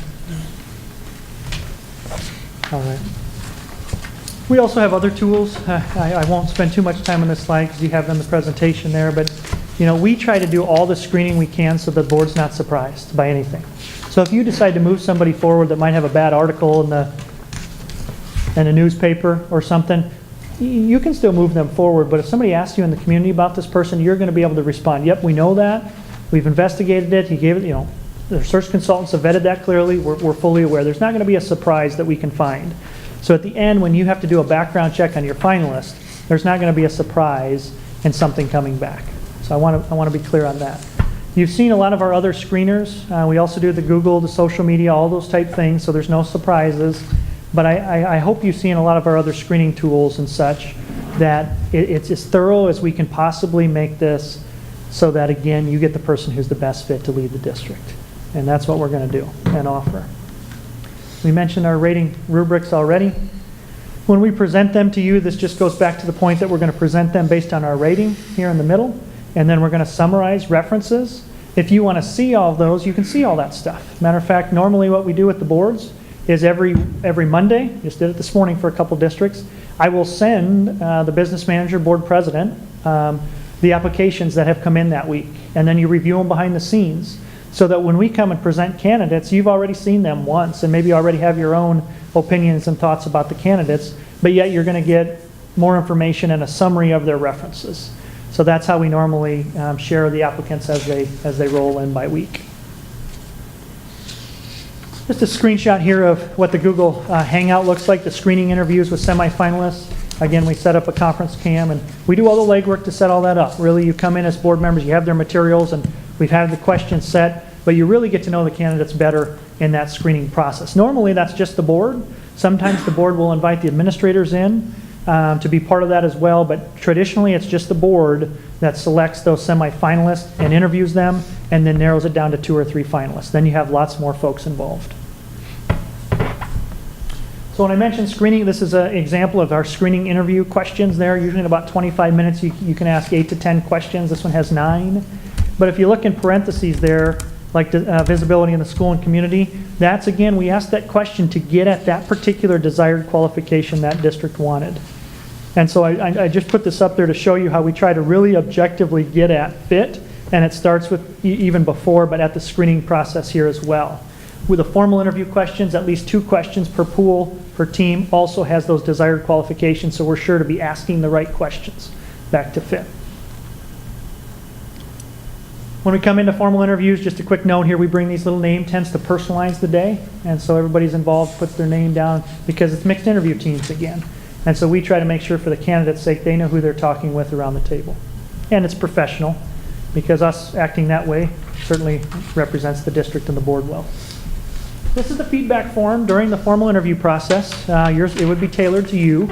So those desired qualifications that you're probably tired of me talking about, but are critically important, would be those 6 on the left again.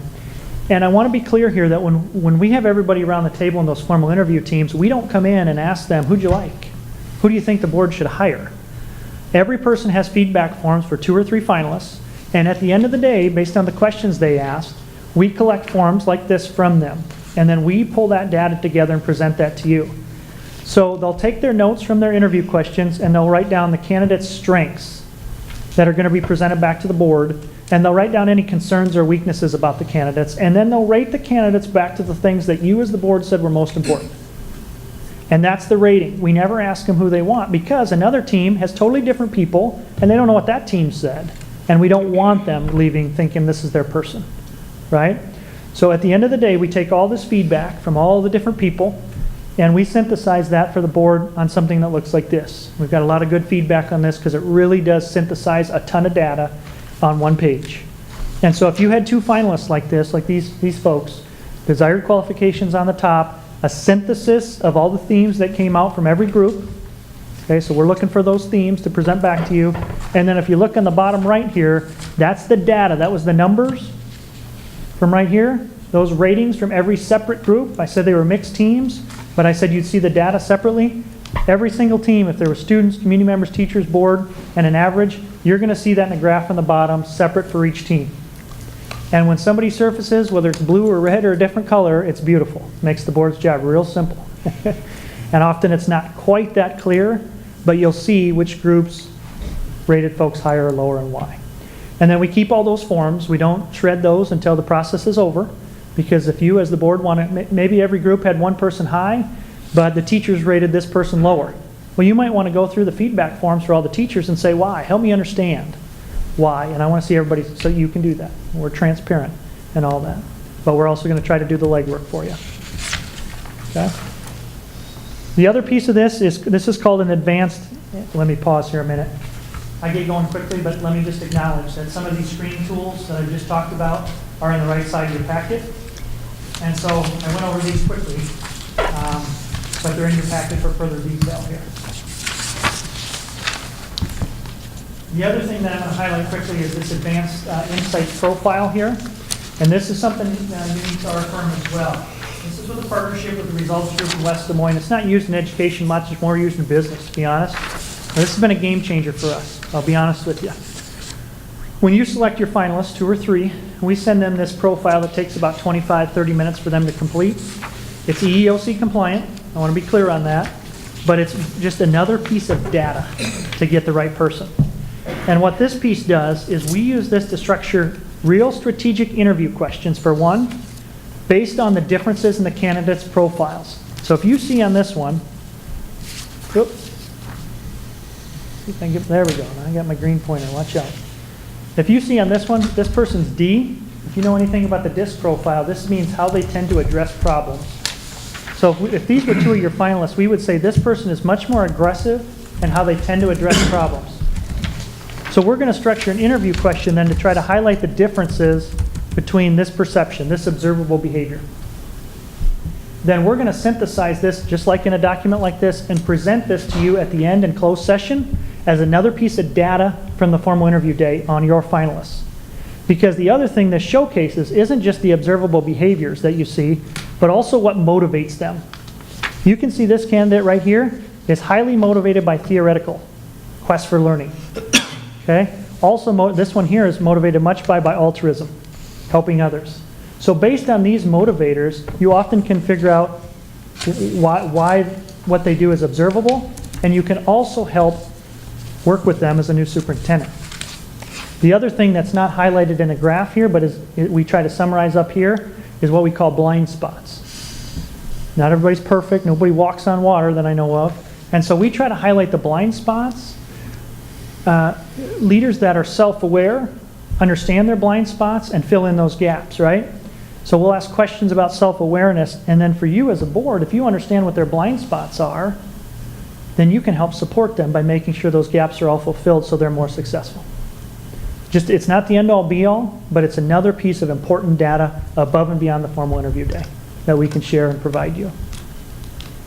So again, I think, Roger, anything to add? But this, I'm just being honest, this has been a game changer for us because it's data that you're not going to get from another firm.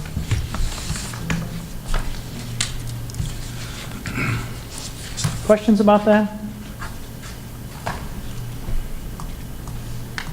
Then we get to the fun stuff, the hiring process. Again, we'll help you with an announcement. We built in negotiations in that.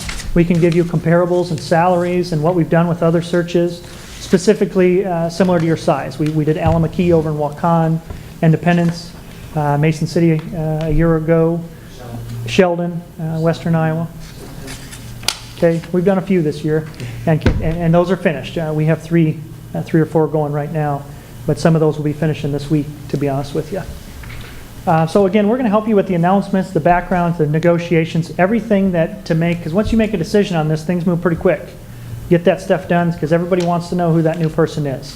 And we're going to try to make sure that we set them up for success and the board looks very good in that process. And then last but not least is the preparation. And I want to be clear, our process isn't over. We take a lot of pride in making sure they get off to a good start and are successful here. And so we're going to prep them through ISFIS. We're going to use that for an entry plan. We're going to share samples and examples of things and help them. And I know Dan will be a champion in that transition as well. And so they really have an advantage in coming into a great district and transitioning because Dan's leaving on good terms. And there's no bad PR or anything out there about your district. And so a real advantage for whoever gets hired in Charles City here. There's the day with Larry there, the new hire down in Clarinda, going through some, I think, enrollment trends or finances or something. This is an entry plan we helped for college community. We put together.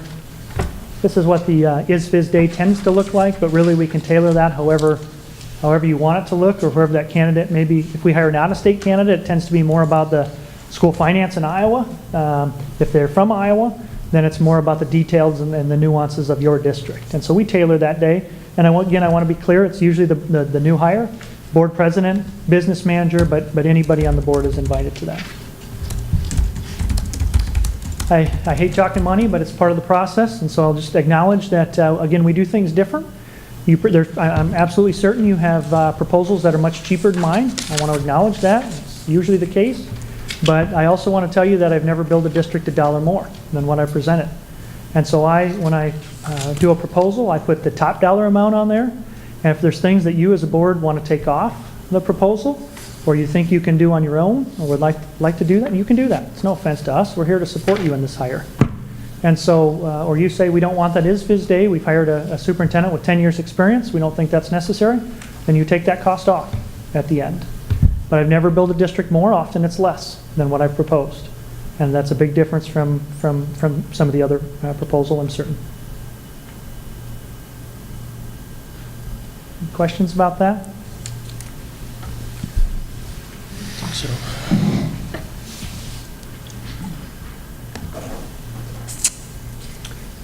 I would just quickly note the ISFIS day, that's quite honestly, that's what I pay ISFIS, so I don't mark that up at all. The Advanced Insights profile on there I showed you, that's a $500 cost to me, so I don't mark that up, but those are costs that I'm not personally getting. I'm passing on to give you the most data I possibly can for this hire.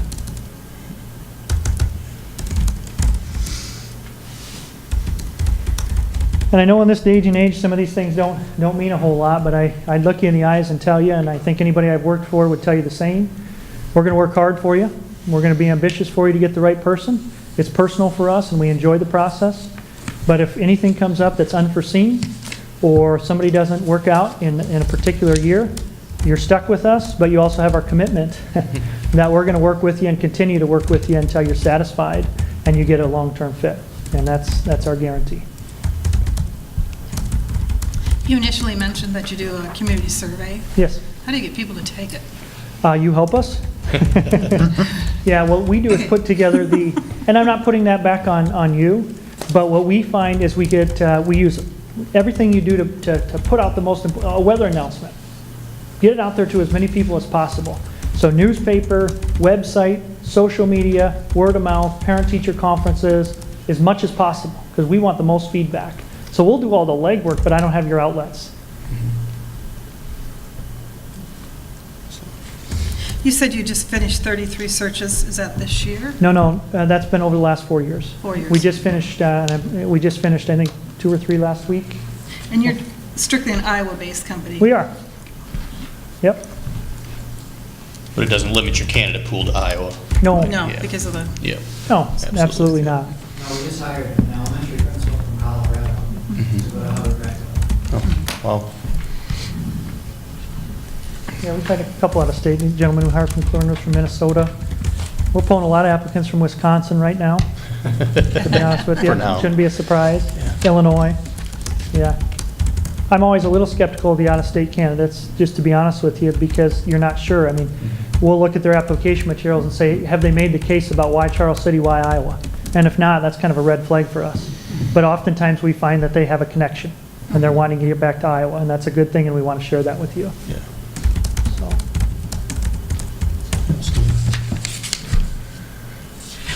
Additional comments, questions? and you said you had 4 to 5 going right now, and you anticipate those to be done? Yeah, we're finishing up a couple. South Tama tomorrow we're finishing. Got 2 principal ones I'm finishing this week. So we will be down to Eldora, New Providence, and and with Hubbard.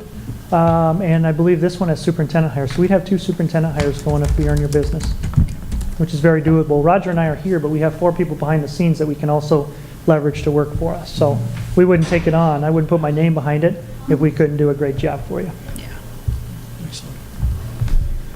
And if you know people in the local schools, the business managers or people on the school board, contact them, reach out to them and see what they say about us working with them. At Elm, Independence, at Sheldon.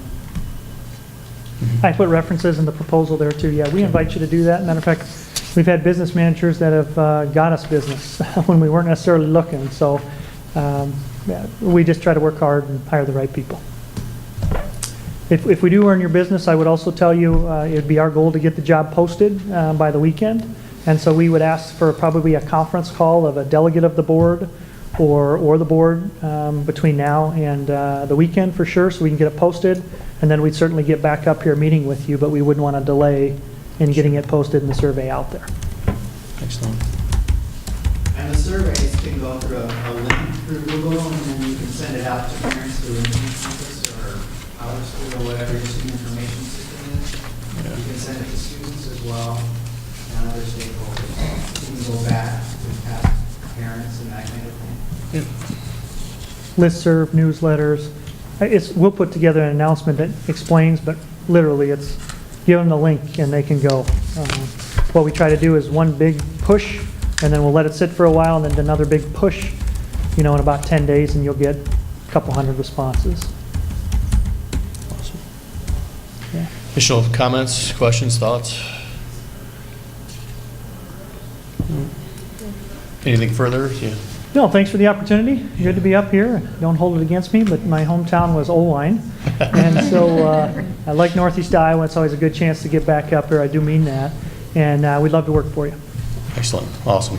You bet. Thank you. Thank you, Trent. Have a great night. We're going to, I think we'll take maybe just a short 10-minute recess to let everyone bathroom break and that, and then we'll reconvene, I think, about 7:15 and decide if the board wants to take action tonight to hire someone, or maybe look for a special meeting later in the week to do that as well. So just got to give you an opportunity or a timeline to, if you want to stick around, if you want us to give you a call, whatever you prefer to do. That's.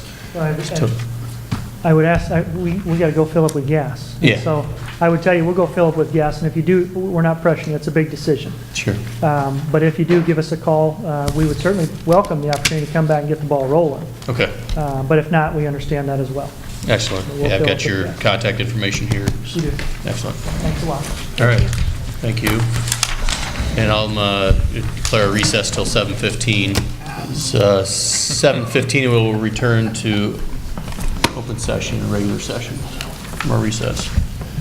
Agenda item 5 is the executive search consultant, and it's the opportunity for the board to discuss the 3 proposals, take action to hire a search firm if we so choose,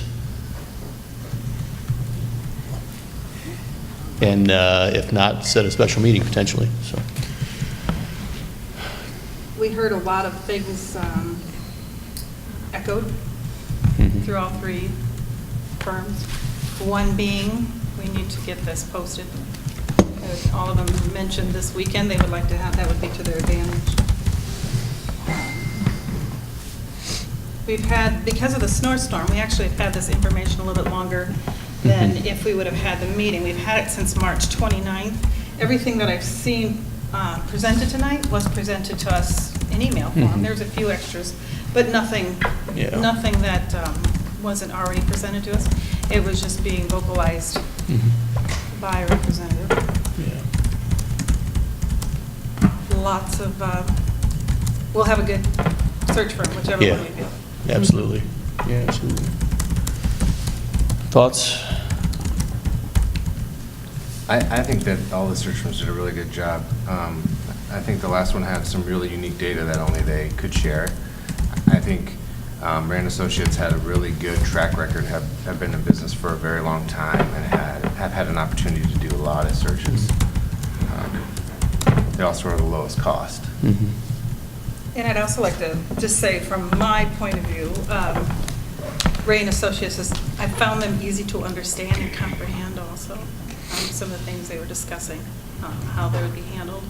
I also appreciated the way they discussed how they were going to handle the initial interviews with each of us individually, as well as with the group. I think that is something that's important. Years of experience, I also felt that the first associates, they had a lot of years of experience. They're also with a lot of things to offer. But again, fiscal responsibility to the Ray and Associates. And they were concerned about that. They mentioned that. I felt like more so than any other that we interviewed with. Thoughts? I did like, as Josh pointed out too, that third firm could offer us some different data and things to look at and consider that the other firms didn't have to offer. But I also agree with Robin on the cost savings and being mindful of that. And obviously that's important. I have a question for Terry. Where in the budget are you getting the money for these types of things now? Well, I'm guessing we didn't have a line item for this, so we have some extra somewhere in the administrative budget or the board budget, or? There's always accounts that don't spend all their money.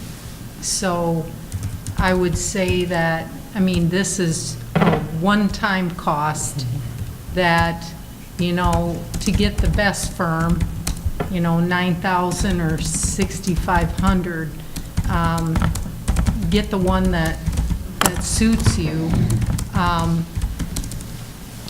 The little difference wouldn't, you know, make that much difference, but yeah, it would just come from our unspent balance.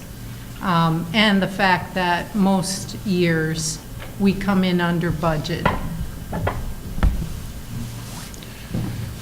Yeah, cost-wise, you know, I thought, you know, looking at that stuff when we're talking about finding the right fit in the most, no offense, guys, the most important position in the district, as far as we're concerned, you know, that, looking at that and making sure we get that right fit and get the absolute best candidate pool and the best candidate, I think we need to be, you know, comfortable and confident in who we pick because of that. And you know, you're looking at a large investment by the school district too, in a individual salary and benefits and things. So when we boil that down to the difference of a couple of $1,000s potentially between firms, that's lower on my list of concerns as to who we pick. I really like the analytical part of the third one, and like he stressed, the information that he's able to pull together and put together, and then really tailor some questions and things through the interview process towards those that data. That I feel like gives us another level to dig deeper in some of the stuff that, we want to find and see as priorities. The mixed interview teams thing, I thought was a positive. I thought that was an interesting concept. I know that's maybe not always, they were the only one that talked about it, but I really liked that concept, and that you're right. If you've got one thing to say to one group of individuals or cohorts, I would expect that you would say the same thing to all of them, but we don't know that if we don't have that opportunity. So, but all of the firms it's not an easy decision by any means, because they all offer excellent reputations, excellent track records, close districts. They all have districts that they've worked with this year, successful searches, and no matter where we go with this, we are, I believe, to be in a good position with putting them in, our search in their hands. So. And there was a difference in, a slight difference in proposed timelines between Yes. the three. I'm guessing, my opinion with the timeline difference and even the comment about what Jason was just talking about, having the mixed groups for comment. Whoever we hire, we can negotiate and put together whatever timeline we all feel comfortable with once we get going, and some of the processes as well, in how that firm moves forward, and or if you don't pick the Grunmeyer, but you want the mixed groups to meet with the candidates, then we tell them to have mixed groups meet with them, because as they all three said, they do work for us.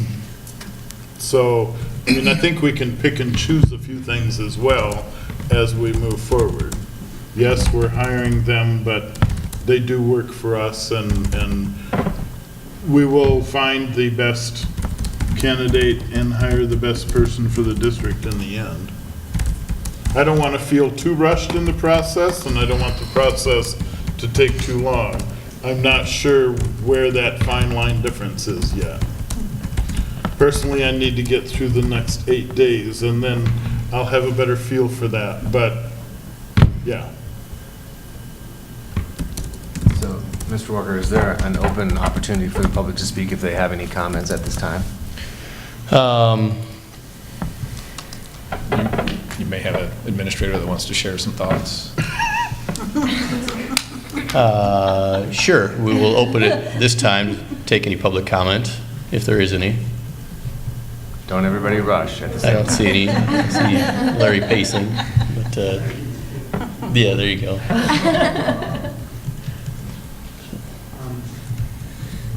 I'd like to share with you guys that the diverse interview groups is a common practice that we do at the elementary, middle school, and high school, so that's not unique, although it might have been said it was unique to the interview.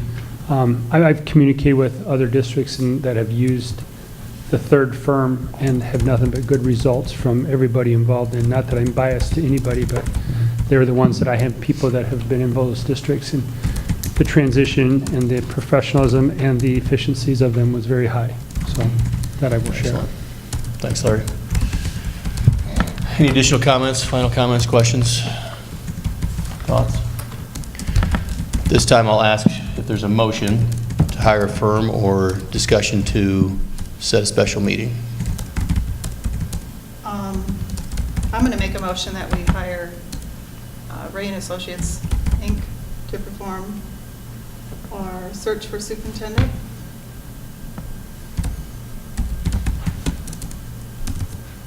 Is there a second?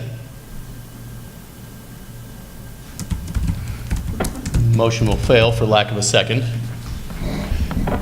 Are there any additional motions? I'd make a motion that we hire Gundermeyer as our search firm. Is there a second?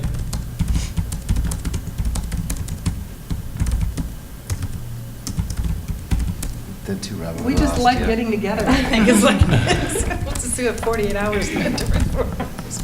I feel like I need a little bit more time to process this before I'm comfortable to make that kind of decision. And maybe it's just the newness Sure. of being, you know, on the board, but that's just my feeling. Okay. Motion will fail for lack of a second also. Any additional motions? We adjourn?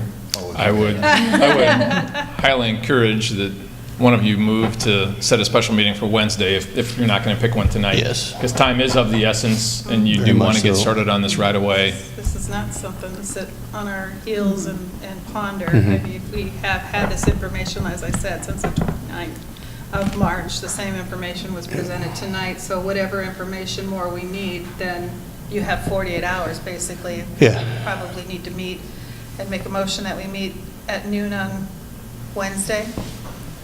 Is there, Unless someone has reconsidered their thoughts tonight, to go ahead and move and second and approve Yeah. another firm. But if you haven't, then yeah. noon on Wednesday would be a good time.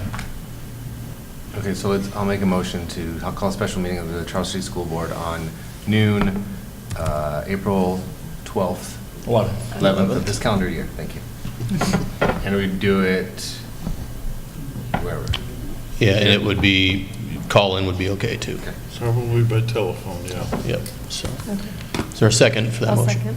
Motion is second to set a special meeting for Wednesday, April 11th at noon At the superintendent's office would be my at the friendly superintendent's office. amendment to that.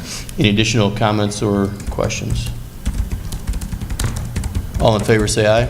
Aye. All opposed? Motion carries to set a special meeting on Wednesday, April 11th at noon in the superintendent's office to hire a search firm. Agenda item 6 is timeline for the superintendent search. That pretty well makes that one null and void.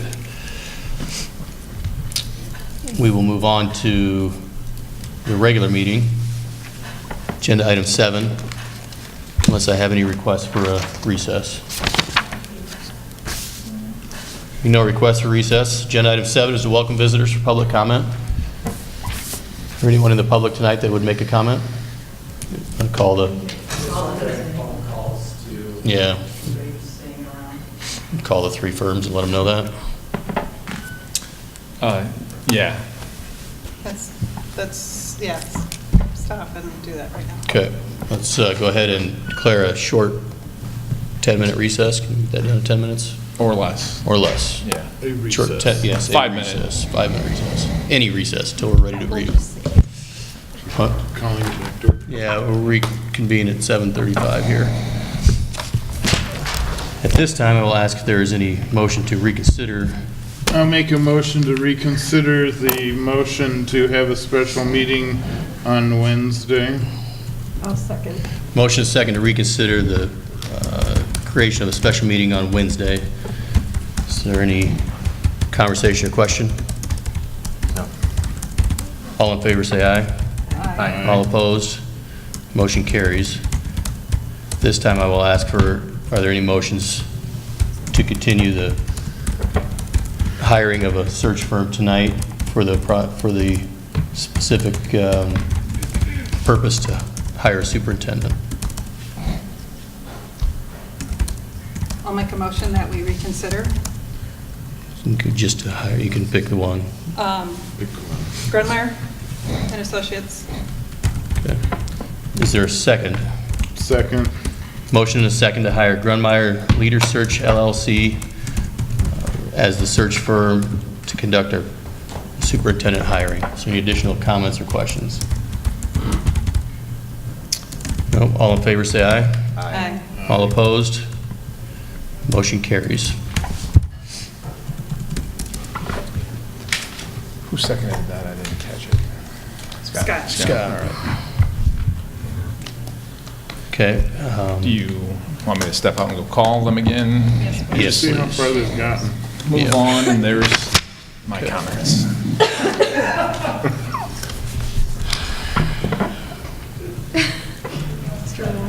Mr. President, may I recommend taking a recess?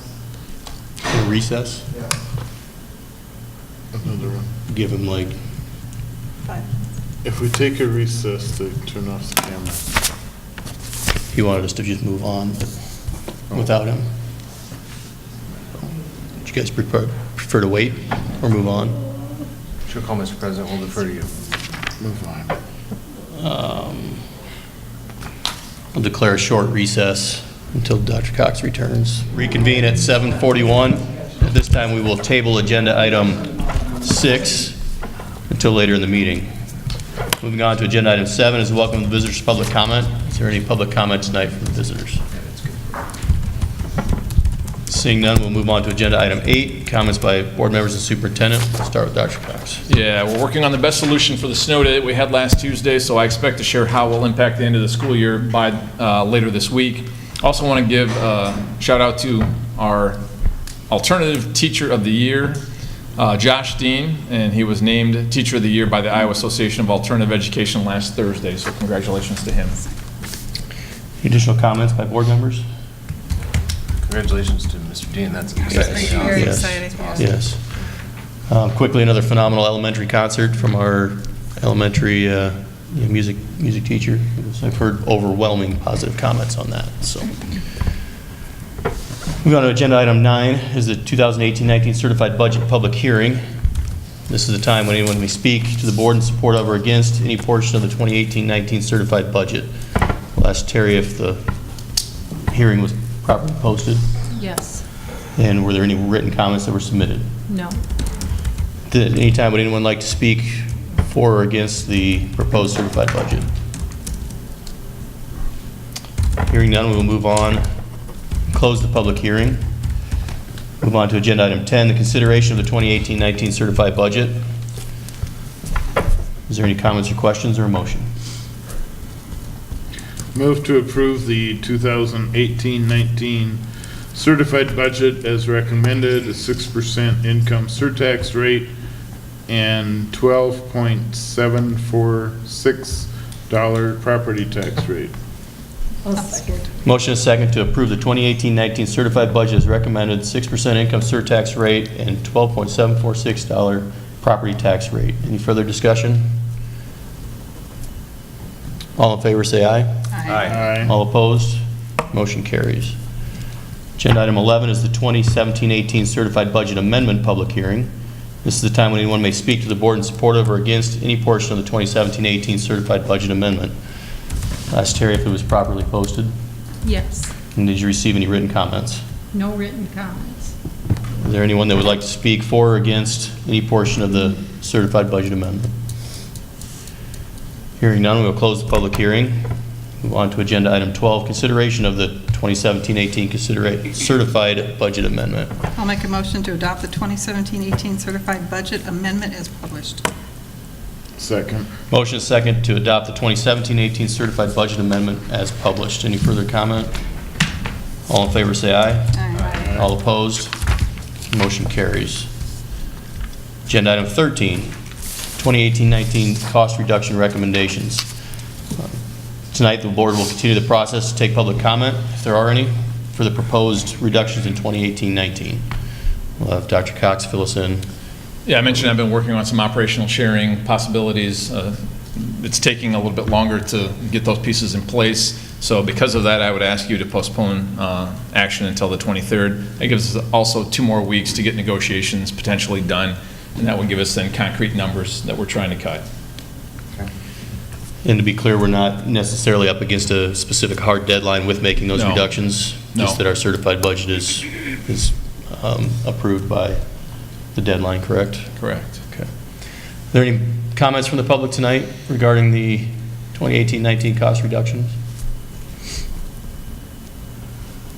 Okay, we'll move on to agenda item 14, the drink vending contract. We've got Todd Forsyth here. There's a slight modification to what you have printed before you. I'll have him explain that. Okay, I asked 3 companies to come and give us bids, proposals. Dr. Pepper, Coca-Cola, which is Atlantic Bottling, and Pepsi. We've been with Pepsi for as long as Julie Ritter can remember, so probably 30 years. So to make a change, there has to be a reason for the change. And what I put before you is a recommendation. There's a slight change on Coke. Coke's is a 7-year contract. I only have it listed as a 5-year contract. The payout The upfront payout is the same as the previous years, 3, 4, and 5, so 6 and 7 would be the same payout. I asked all 3 companies to put as much money as in the front end, because a lot of times, a lot of these companies do rebates based on the back end and how much you sell. And what I wanted to do is see if they would have any interest in contributing to the athletic complex as part of a donation process to earn our contract. So Coca-Cola financially came up with the most upfront money, and you can see the difference on what you have before you between those. If we switch to Coke, what kind of issues would we face with how much we sell? I can't answer that. Coke, Pepsi, Diet Coke, Diet Pepsi. A lot of our sales are water.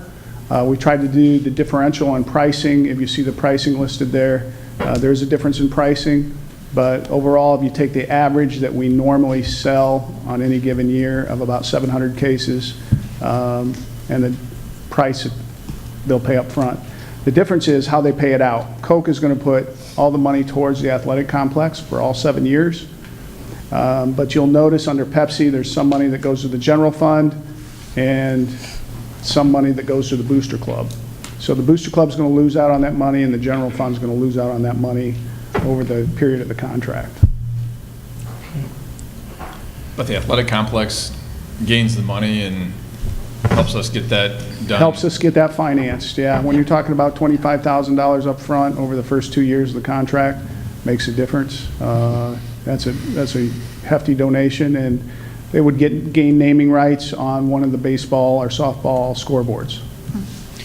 Leaves the other one still available for similar. Actually, we got the other one already taken care of too, but Excellent. haven't made that public yet. But Awesome. Excellent. So Excellent. Any other comments or questions on the thing? Is there any sort of clause in there about Diet Mountain Dew being sneaking in? I don't think that's that'd be really close my eyes. I have seen people bring Cokes in their bags before. No. So, yeah, it's going to be a change. Yeah. But hopefully our sales won't decline just by going to Coke. Just a quick question. Overall, the cost is negligible in terms of our operating expense for each item? Correct. So what we're asking then is Coke has agreed to help the school district out in addition to offering us an attractive rate competitively priced against what we currently are doing? Correct. Okay, just want to make sure I understand that. Yeah, and the coolers, I mean, Pepsi would pick up their coolers, Coke would bring in their coolers. It's just an exchange of... It's an even for even. So what we're getting from Pepsi today, we will receive from Coke in kind. So Correct. Coolers change, costs Yep. are the same. Sounds great. We have enough records going back a few years on cases sold at events. I got the history of our cases over the last 5 years. Believe it or not, it's just, over the last 5 years, our sales have gone down every year because I believe people are probably being healthier. Healthier drinks, probably adding those in as much as we can in the future. That's why Dr. Pepper was real interesting when I brought them in. They're a lot more diversified in healthy drinks, but not as cost effective. When even with bottled water, yes? Yes. We have those, because some of us like one brand of bottled water over the other, even though it's all just water. Much like some people like Mountain Dew over something else. True. I'm just, We'll have to watch our sales. because there is some bottled water I won't drink because I don't like. Okay, just keep an eye on the numbers. I will, Any, definitely. Any additional comments, questions? Is there a mo- I'd make a motion to approve the 5-year contract with Atlantic Coca-Cola Bottling Company to supply pop water and Powerade to the Charles City Community School District. 7 year. 7 year. 7 year. That's It a says change. 5, but that's the Yeah. small change. Yeah, okay. And I'll second that. Motion is second to approve a 7-year contract with Atlantic Coca-Cola Bottling Company to supply pop, water, and Powerade. Any further discussion? My vote will be based upon the money going to the athletic complex, not necessarily the variety of product that we're buying. That's absolutely correct. All in favor, say aye. Aye. All opposed? Motion carries. Thank you, Todd. Agenda item 15 is the financial report for March of 2018. Terry. So I emailed out the bank reconciliation and financial report to you today.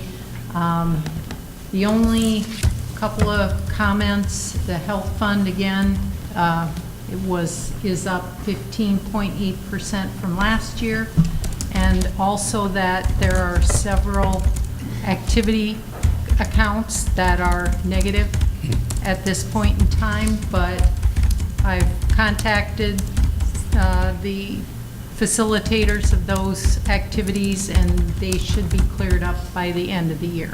Excellent. Terry, when I was looking at the accounts, how long do we carry some of those accounts before we just shut them down when they've zeroed out and the activity is closed, is no longer happening? Is there any certain? It would take official action, or the administrator would need to tell me, that this is obsolete fund, no longer used. And at that point, I guess I would ask for their input as to where that money to a different activity would go. And the board could act on that then to just transfer the money and inactivate that account. Okay. That'd be something maybe the finance committee could look at, those accounts, and see if there's Right. anything maybe they might need to recommend to the board then. Yeah. Any further discussion? Is there a motion? I'll make a motion to accept the March 2018 financial reports as presented. I'll second. Motion second to accept the March 2018 financial reports as presented. Any further discussion? All in favor, say aye. Aye. All opposed? Motion carries. Agenda item 16 is consideration of the consent agenda. Is there any request to, I would like to amend G, we have to pull it, and then pull it. Yeah, we'll go ahead and pull G. we'll go ahead and consider the consent agenda minus item G. Is there a motion? Move to approve the consent agenda items minus item G. I'll second it. Motion second to approve the consent agenda items minus item G. All in favor, say aye. Aye. Aye. All opposed, motion carries. Agenda item G is the vacation carryover. Any comments, questions? As was with the Coke contract needing to be changed from 5 to 7, this just needs to be changed from 25 to 15. So it'd be carryover provisions from 10 to 15. 25 is incorrect. Any further discussion on that? Is there a motion? Move to approve as corrected. And I'll second. Motion second to approve correction to agenda item, consent agenda item G, changing 25 to 15. All in favor, say aye. Aye. All opposed? Motion carries. Agenda item 17 is correspondence and miscellaneous.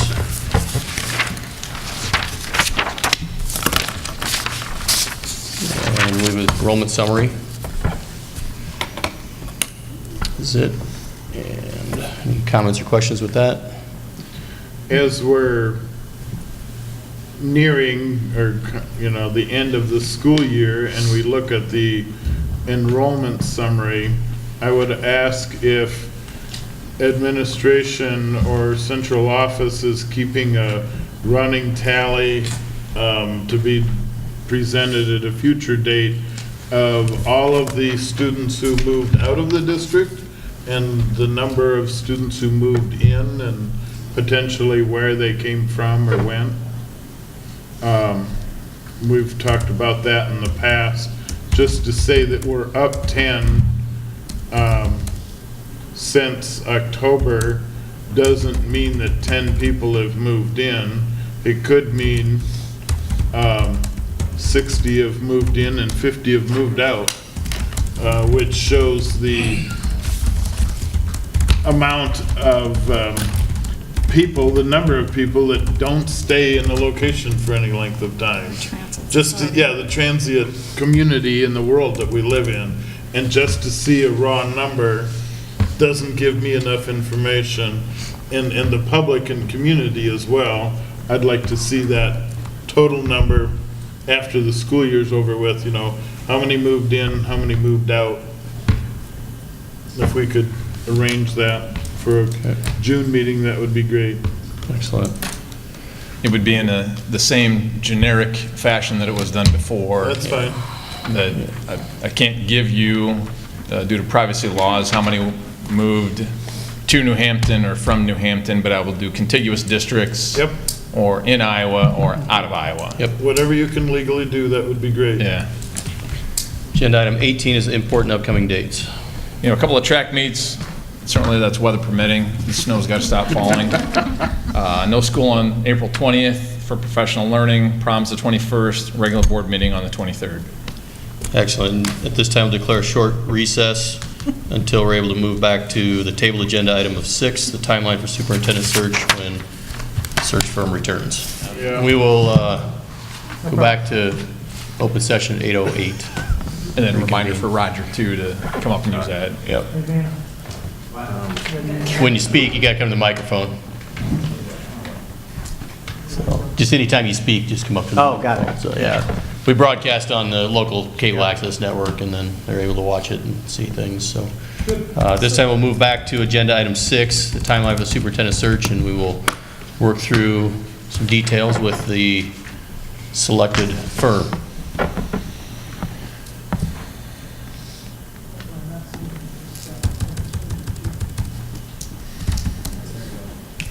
Well, thank you for the opportunity, appreciate that. Yeah, well, sorry for the confusion. We appreciate you coming back. I told Dan, as long as it was the right answer. You didn't care, right? Yeah. It's fine, appreciate that. Thanks for the opportunity, we'll work hard for you, and we will get you a new quality superintendent. I had just a chance to do a little legwork, and I always start with some initial setup questions here. So I'm gonna meander through these and take some notes if that's okay. It really turns into a little bit of a planning session as we talked about. And I had a chance to look at some comparable salary information, so I'm just gonna present a little bit to you tonight, and then we'll come back to that. No decisions, just some things to think about. Sure. And then I also pulled together quickly a stakeholder survey so I could show you what that might look like, because that's something we'd want to get off the ground soon. And then we'll have to, if I make Roger drive home, I can get the posting ready to go and share with you tomorrow. So, what I mean, we'll get rolling, Trent, can I ask you one quick question? Yes, sir. When would you expect us to sign a contract and have everything all tied up? For us or for the candidate? For you. What I do is an agreement ahead of time. Okay. This is what you agree to work with us. And then the actual proposal and the bill in the end is basically for what you've used. Okay, so for example, if we continue this process and we say, we think we don't need one of these pieces, we just would say to you, we're not going to do that. We're not going That's to right. implement that part of the process. Yep, and so in our work sessions like this, I'll say, well, here's the next phase in the process. And you might say, well, we plan on negotiating our own contract. Okay. No great. problem. Okay. There we go. Thank you. You bet. Good question. Now we know. Yeah, we know, thank you. Okay. So I'm going to make the assumption you want to do a stakeholder survey and that type of stuff. I don't want to assume that based on that question, but otherwise I'm going there. Yep. Okay. Yeah, absolutely. Okay. So I'm going to go through these questions, and like I said, I had a little bit of a chance to pull some things together, but we'll try to be efficient. So our first planning thing is just a timeline. And so this is a little bit small.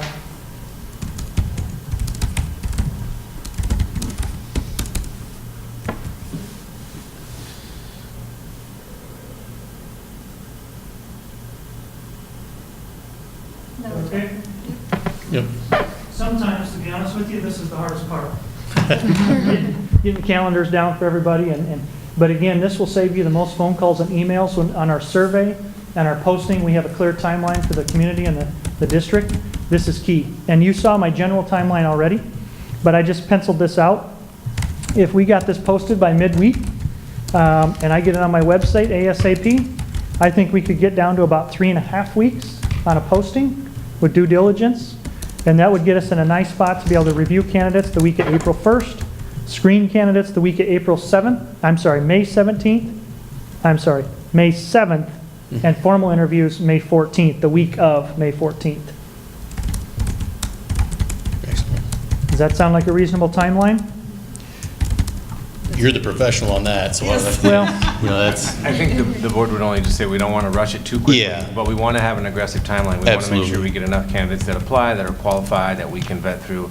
We don't want to miss anybody. Absolutely. There's enough positives towards being aggressive as what there would be for us taking our time. Yeah. And at this point, we've come to agreement that being aggressive is probably more beneficial to us than taking a chance of losing proper applicants. And what I would tell you, Robin, is the peace of mind to be aggressive, but in the end, if we need to open it up for another week and delay this, we're fine. Good, okay. We're fine. excellent.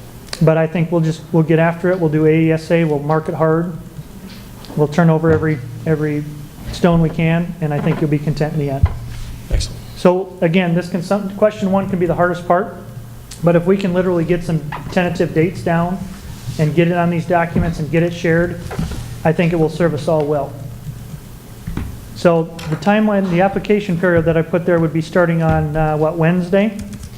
Rolling through, I think that's Sunday, April 29th, which would be just over 3.5 weeks. And then again, if we want to extend, we can extend. That will give us some time to finish reference calls, but I'd like to look at the week of May 9th.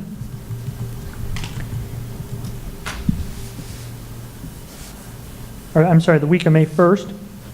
It's actually the April 30th. If we could get a date set, or if you have board meetings already that we can tack on before or after, that often works well. We have on the 23rd and again, May 14th. 14th. Mondays are typically the best night for folks, right? But Agree. this board has been one that we're accustomed to special meetings. Yeah. And Yeah. this is a circumstance that let's not. Delay. So if the applications close the 29th, could they meet on the 30th, Monday night? You can, but that's not, we're good, but not that good. Okay. How many days between the 29th and when you'd like to meet? Minimum of about 3-4 days. Okay, so we're, Thursday. Tuesday, Thursdays are not good for me, but that's What about the 7th, Monday the 7th? Monday the 7th. Is that too far out? Prefer it to be that week of the 1st, No, we could do that. 7th? Monday the 7th. Yeah, you tell us the time and we'll be here and present them. What kind of period of time are we looking at on that? Usually about an hour and a half. Hour and a half? You guys want to do early? 5 o'clock's fine. How about you, Missy? I'll put it on the calendar so I can make it happen. 5, well, is track still going on at that point? Yes. Yes, it would be. 5:30 would be easier for me, so that we 5:30 don't is have to fine. close the office Yeah. early. 5:30 is just fine. Okay. So, Okay. May 7th at 5:30? Then at that night, we'll present the candidates to you, fully vetted, in closed session. So if you make sure that's a closed session posting, that'd be great. I will have through their application materials their request for closed session, by the way. And I will present that to you, Terry. Then we need to look at the end of that week or early the next week for actual screening interviews. This would be the electronic ones, Google Hangout, 25 minutes apiece. And you're going to say how long, Trent, and I'm going to tell you it depends how many candidates you pick. Just remember it's about a half hour apiece, plus some deliberation time, What's a typical number? 5 or 6. Okay. No, those are usually better done in the evening, I would assume. Yeah, candidates will make our schedule work. Maybe that's a way to judge our candidate. Yeah, so they really will make it work. Alan McKee, we were doing them early in the morning. Oftentimes it's evening. Really, it's what works best for you folks. We do have a board meeting on the 14th. Yep. If the 14th's okay, I'd go with that. Would Does we, could, I guess working backward, if you want to have interviews with the finalists the week of the 14th, Yeah. then really you have to be screening them the week of the 7th, and Yep. you have to be reviewing them the week of the 1st. Mhm. Yep, What I heard the board members say informally is a timeline that we don't lose out on candidates is really important, and that was something that they appreciated with your proposal, yep, knowing that if it does stretch to the end of May or into June, there are some folks that may say, I can't. right. It's too late. So are you in a position where you can rethink the reviewing of the candidate pool, maybe to the end of that week of the April 30th. Yeah, that. May 2nd. I can make whatever work. I can. May 3rd, or, And the other thing that's possible, and that's a great point, Dan, if we review the candidates on, what do we say, May 7th? You could do the screening yet that week, if you could get to a Thursday, or even a Friday afternoon, and then you could still get formal interviews in the week of the 14th. Okay. So either way, I'm you fine can with bump that. everything I'm up. but- condensing it to a week. Yeah, that's If we can make, great. if Yeah. we can make that work, condensing it to a week would be What okay day with are you me. thinking? What do you think? What's going to work I'm for you? fine. Thursday or Friday, either one for You want to me. do it during work hours or at night? It's whatever works for, my work calendar I have in front of me, and I can make work, any of that time work on those days. So Missy, what about you and Scott? Scott, you're clear after that, right? Yep. I don't know my work schedule until I'm at work. I can't see that Yeah. outside of work. So, I mean, whatever we choose, we'll just have to make it work. Okay. So- Could we do something like the afternoon of the 9th, like we sit in a room from like 1 or 2 The till? 9th? You want Yeah. to go the 9th or the 10th? Either one, from like 1 or 2 in the afternoon. What would you till prefer if we, 4 or 5 on the or 7th, 10? and then going to 9th, 10th? Is there a preference there? Either Thursday, the 10th would be pretty good. Okay, It's fine with me. let's do it. Okay. Afternoon, One? great. You want to do that early in the day? Is that okay? You good with that? So we would meet at 1 Mhm. on the 10th. Okay. Starting at 1 o'clock? Yep. Where are we gonna, You'll email that, I'm sure, just keep the timeline open. okay. And So school's in session, so where will you have next week? Superintendents, that's a, We could do it. that's with technology, right? Mhm. We could do the Charles City Center because that'd be off campus and we could be away from everybody else. And we could close the room off and Nyack, reserve yeah. it for the whole time. As long as that's good. You said Nyack? At the Charles City Nyack Center, yeah. yeah. Yeah. So I can ensure that we have that, so we're ready to go. Yeah. So the 10th, May 10th. Okay, at the, what did you call that center again? Is that Nyack? It's called the Nyack Charles City Center. It's right in like kind of the Hy-Vee parking lot here in town. Brick building, yeah. Yeah. So we're doing the Okay. 7th at 5:30 and the 10th. Yeah. Yep. Okay. We'll be Maybe there. we'll be done with your kids in school then. Okay, then formal Be done interviews. with your kids in school, so you won't need that. The following week, then, let's look at your school schedule too, because that's going to influence a lot more folks. Yeah, so I'm going to look to the administrators because I don't have internet connection. I know the senior sports banquet is on the 15th. Do we have anything at the high school, the 16th, or involving, it would take out stakeholders I have a district calendar. on the 16th? That's not the right. What about the 17th? Doesn't have all the activities on it. That's what they're looking for. Unless it takes board members. Oh, thanks, Justin.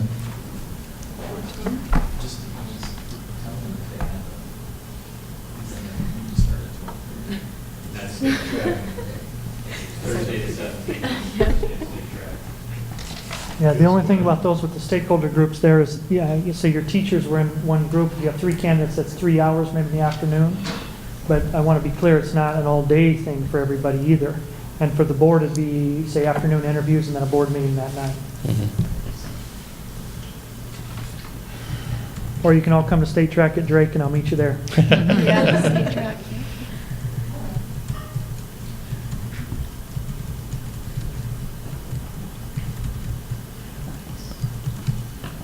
Justin, can you go back to the Wednesday? There you go. Okay. Senior recognition. It's probably a handful of people. What time are we looking at then for, is that a, so explain that day again to us one more time. That day would consist of Yeah, probably 2 mixed interview teams, 2. then probably a separate board meeting, tour, or a separate community and district tour if you want to extend those a little bit. Okay, So it's usually about 5 hours for each candidate. okay. If you have 2, to be honest with you, it really works well to, we recommend the same day, so you're comparing apples to apples, Yep. less disruptive for multiple days. Yep. If you have 2, it's beautiful to switch them all around, mixed groups. If you have 3, it's better to normally stagger when they come in with the same groups. Okay. What day are we talking for that one? Wednesday, the 16th. Okay. Just do it. The whole day? Yeah. Okay. You want to block that day off? Are you saying that we need to be available for the entire day? I would say plan on afternoon, mid-afternoon through the evening. Okay. And the next time we meet, we will, and I will send, Jason, I will send you and Terry Okay. some schedules to start to Good. look at. Good. And that formal interview document we'll talk Okay. through as well. Awesome. 1 until 9 p.m. You got the 16th? My dad's going to get a nice email of days where he's. Right.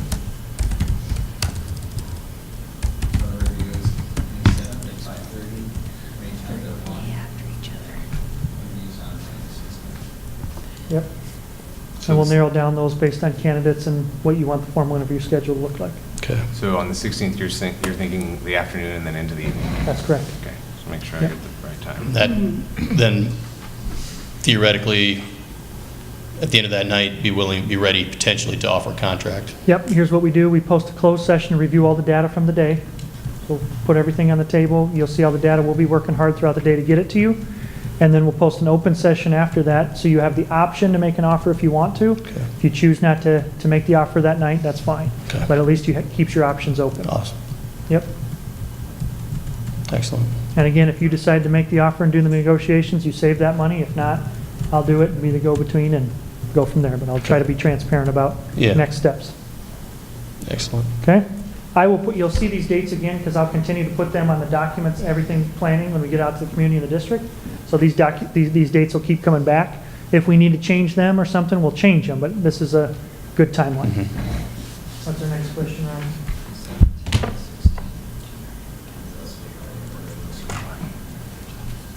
Still have your regular board meeting on the 14th? Yes. Yes. Okay. Yeah, so if there's anything that needs to happen that night, that's just a convenient night to do anything that we need to do. Does it normally work better for us to be here before or after that? Depends on how long it'll take and depends on what we have on the agenda that night. We can work around some things.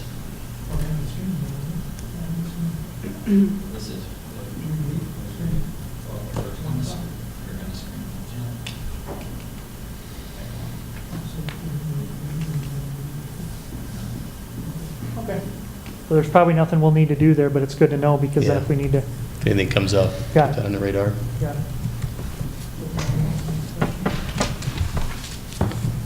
Okay, stakeholder survey, can we take a look at that quick? I pulled that together. I'll show you what this could look like.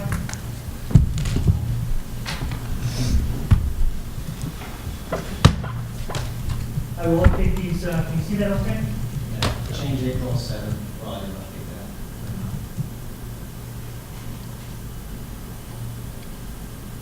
I'll just peruse through this and you can see what this normally looks like. If we want to update it or add to it, we certainly can. And I'll update those dates as we just discussed. Okay. But then when folks take this, let me back up here. This is what I put together that you would send out with this hyperlink in it. Okay, wait, Trent, we're not seeing that screen yet. There you go. So this is what would normally be sent out. Any outlets, social media, newspaper, and on the bottom here is a link for folks to take this survey by clicking on this. And I just made the URL Charles City Soup Survey. If somebody runs into the grocery store, you can maybe recite that and give them your comments. Too many.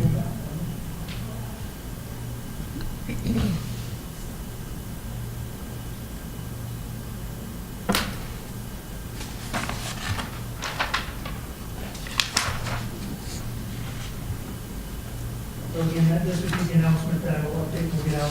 Okay. Emails, so on and so forth. Then this is what the survey would look like. They'll choose who they are, taking the survey. There's the options. It's not an editing. No, that's good. And the next question would ask, what are the strengths? or points of pride from the district. These are things that we use to help sell the district to folks. We'll synthesize this and put this together, report that out. Next question we normally ask, what are the challenges or areas of improvement? And then we'll bring this back, see what the themes and feedback is from the various groups. And then we ask them to check the 3 most important professional skills or qualifications. Yeah, just check the top 3. And we'll be gauging that. If you want to add other options to this, you certainly can.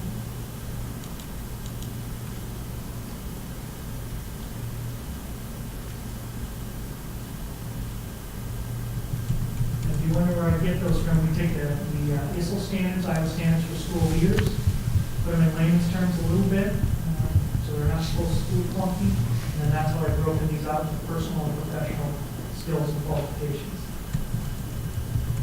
And the next one is personal. Personal traits or qualities we hope to have in the new superintendent. Check the top 3. Synthesize that from every group and we'll share that back with you. And then you get the final say on what those top qualifications are, what fit means for you.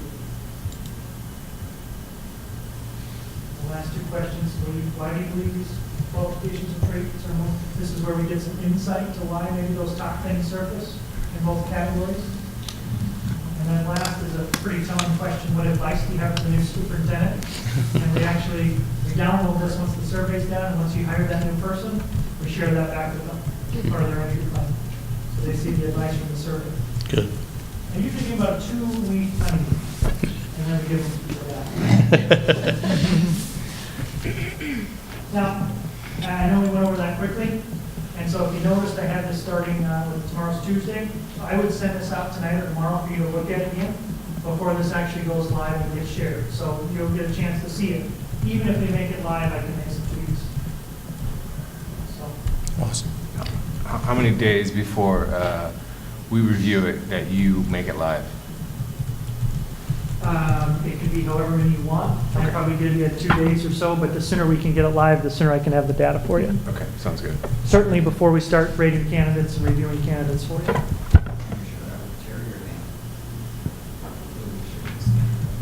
Yeah, who do you want us to be communicating with? Terry. Okay. Yeah.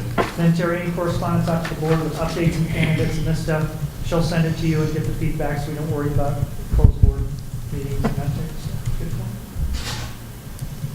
point. Okay. Now, we presented to you kind of our process or our recommendations of screenings where we bring them back with ratings, and then the screening process with Google Hangout, and then the formal interviews with more stakeholders. Does that sound like a good process, a process you can buy into? Yep. Mm-hmm. Yep. And again, we'll try to keep you 1 or 2 steps ahead on each one of those steps. Mhm. But if there's already things that you say, I'm not sure about that, then we want to have discussions up front. Okay.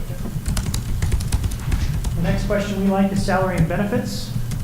Can I share a little bit of general information with you that's not yours quite yet, but you're going to see Charles City up there a couple times? Yeah, absolutely. Sure. And I'm going to show you what I ran. This is last year's data from the Department of Ed for comparable school sizes, 10 up and 10 down. Okay. Okay? And I'll send this to you in an email as well. But when I got the call back, I just looked at this real quick.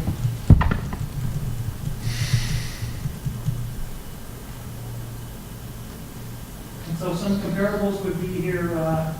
Can you Make that bigger, please. Yep. keep going? All right, here's, I ran this for Sheldon in a 3A district. Top, and last year's data, I want to be clear, last year's data, 10 larger, 10 smaller, but similar size to you. The average superintendent salary was 147, 167. And the reason I'm sharing this data is so that maybe our next meeting we can get a range. Mhm. Not a dollar amount, but a range. Tipton, a little bit smaller. Average salary was 138.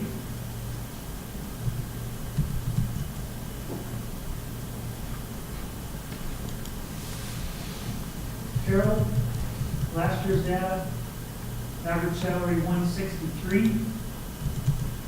That's probably going to be the most comparable to you. There you are right there, Charles City. Slightly larger than Carroll. And I can tell you what we settled for in a lot of these now too. Even though there was a range, we can discuss that in closed session. Then Alan McKee here. 153,487.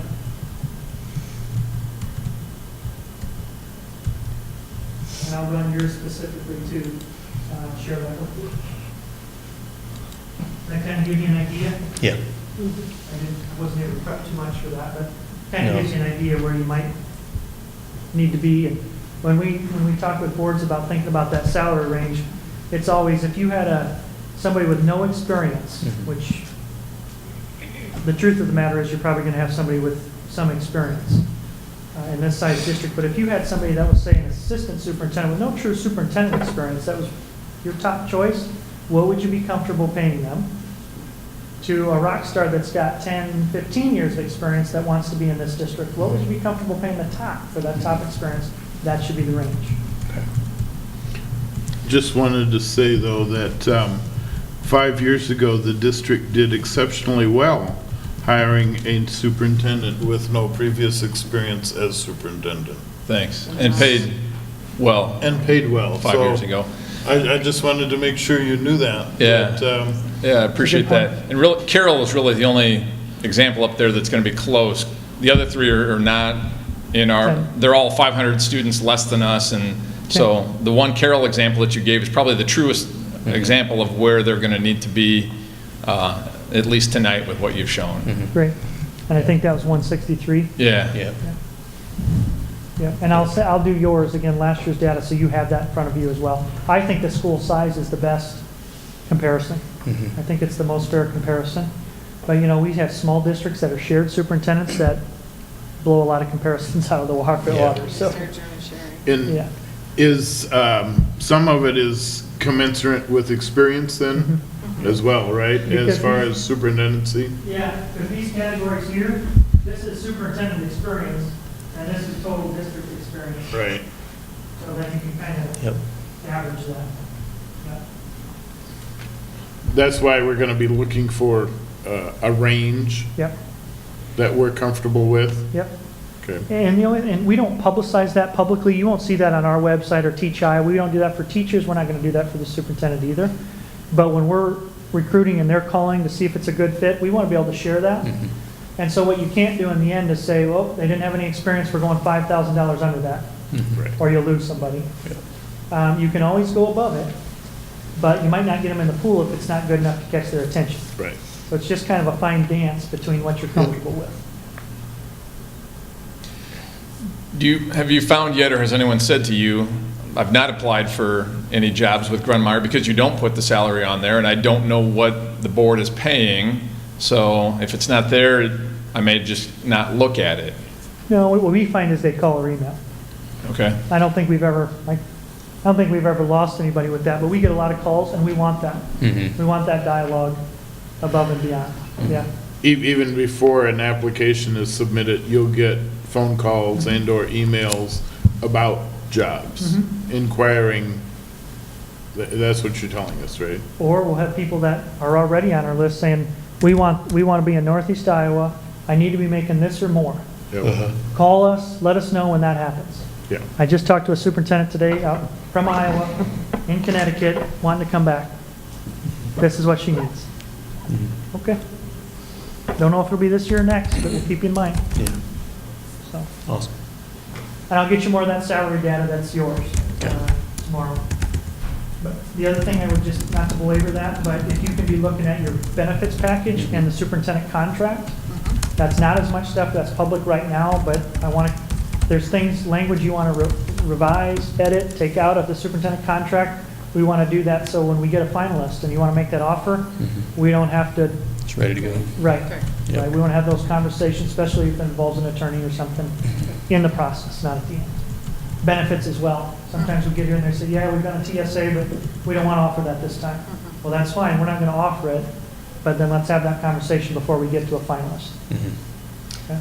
And we'll talk. I'm going fairly quick tonight in planning, but Will you we'll look come back at, to this. will you advise us in that area? Will you be looking at that too and tell us? Sure. Since you have comparisons to give it to us? We have contracts, If for the last 2 If you see something years. that's in our contract that isn't a normal or should be changed, altered.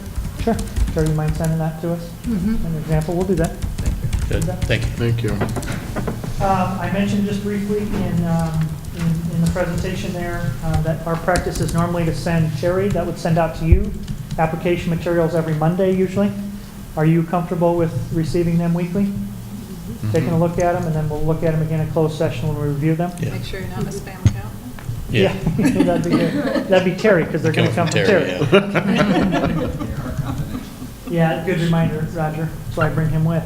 The candidate names in our process are confidential because we ask them as part of the application, do you want to meet with the board? Do you want your candidacy reviewed in closed session, yes or no, and signed? And do you want your materials kept confidential, yes or no? And so pursuant to the Sioux City case in Iowa City, that was a big lawsuit. We asked that specifically, but you have to know we can't lose somebody by letting their name out. It's confidential until they're a finalist. Okay, and I'll remind you every email, I promise. But, let's see. Leaders in the field that you want us to recruit. I'm just gonna ask you that rhetorically and then ask to follow up with that since we're on camera.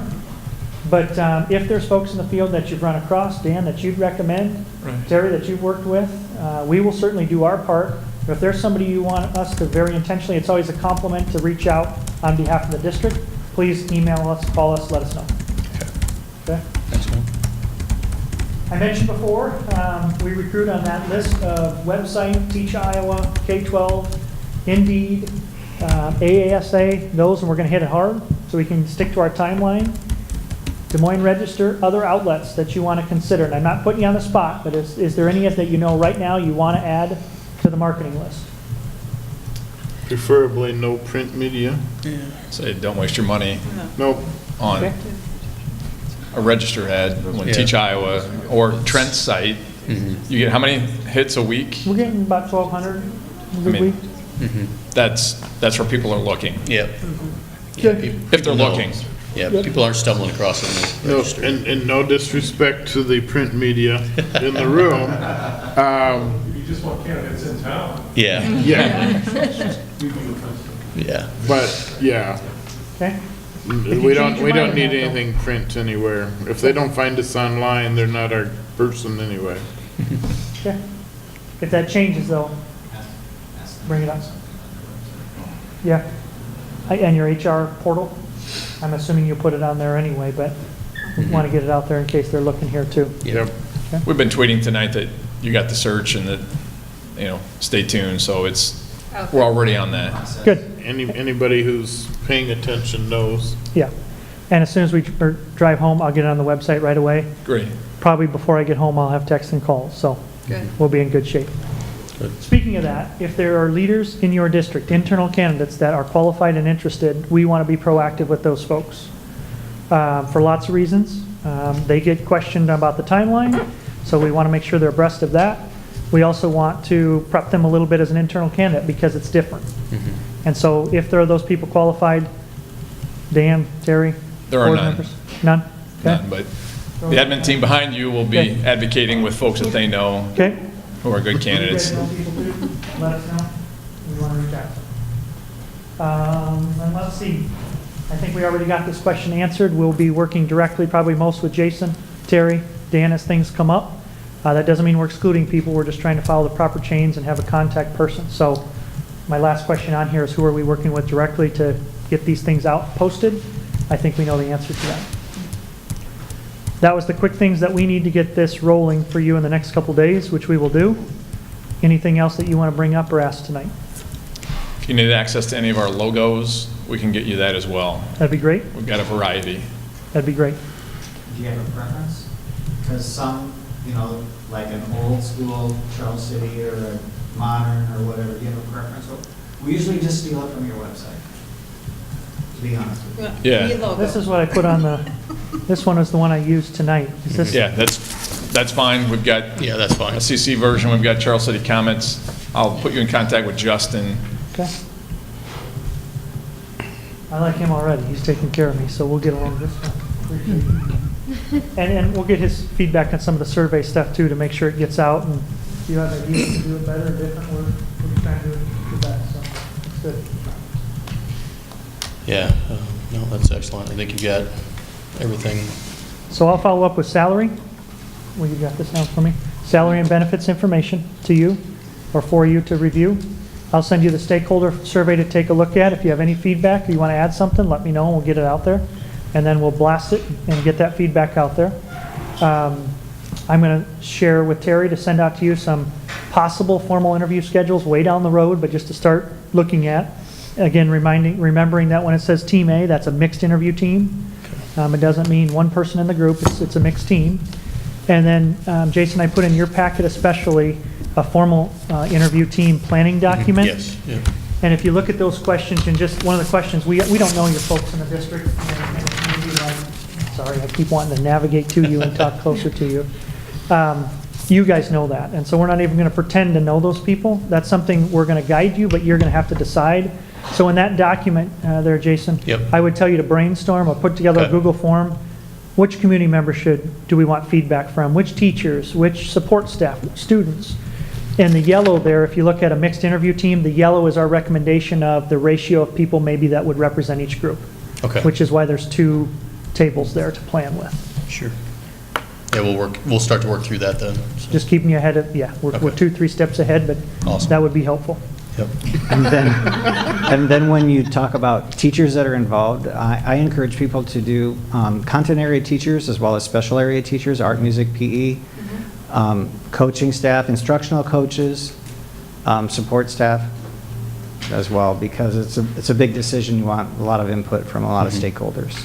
Excellent. So when you have a teacher group, make sure you're well Yep. represented, elementary, secondary, middle school, Yeah. as well as what we used to call encore teachers, core area and encore.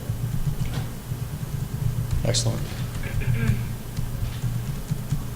Other questions?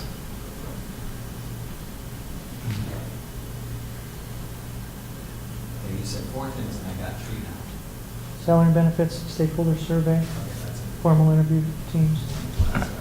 Yep, I'll get you that stuff.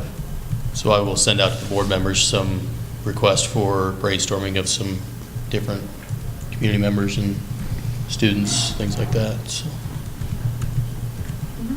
Well, thanks again for the opportunity. Yeah. You have our contact information. When we tell you to give us a holler, we mean it. We'll try to keep you ahead. We're going to enjoy the process, and in the end, we'll get you a good leader. Awesome. Thank you for your flexibility tonight and being able to come absolutely. back and Probably get us through saves this another meeting or position. phone call, so this is great. Yeah. Yeah. Thank you. Thanks a lot for the opportunity. Yeah. Thanks, Trent. You bet. Are we going to do it for real this time? Yeah, at this point, we will now adjourn the meeting. Yes. At 8:45.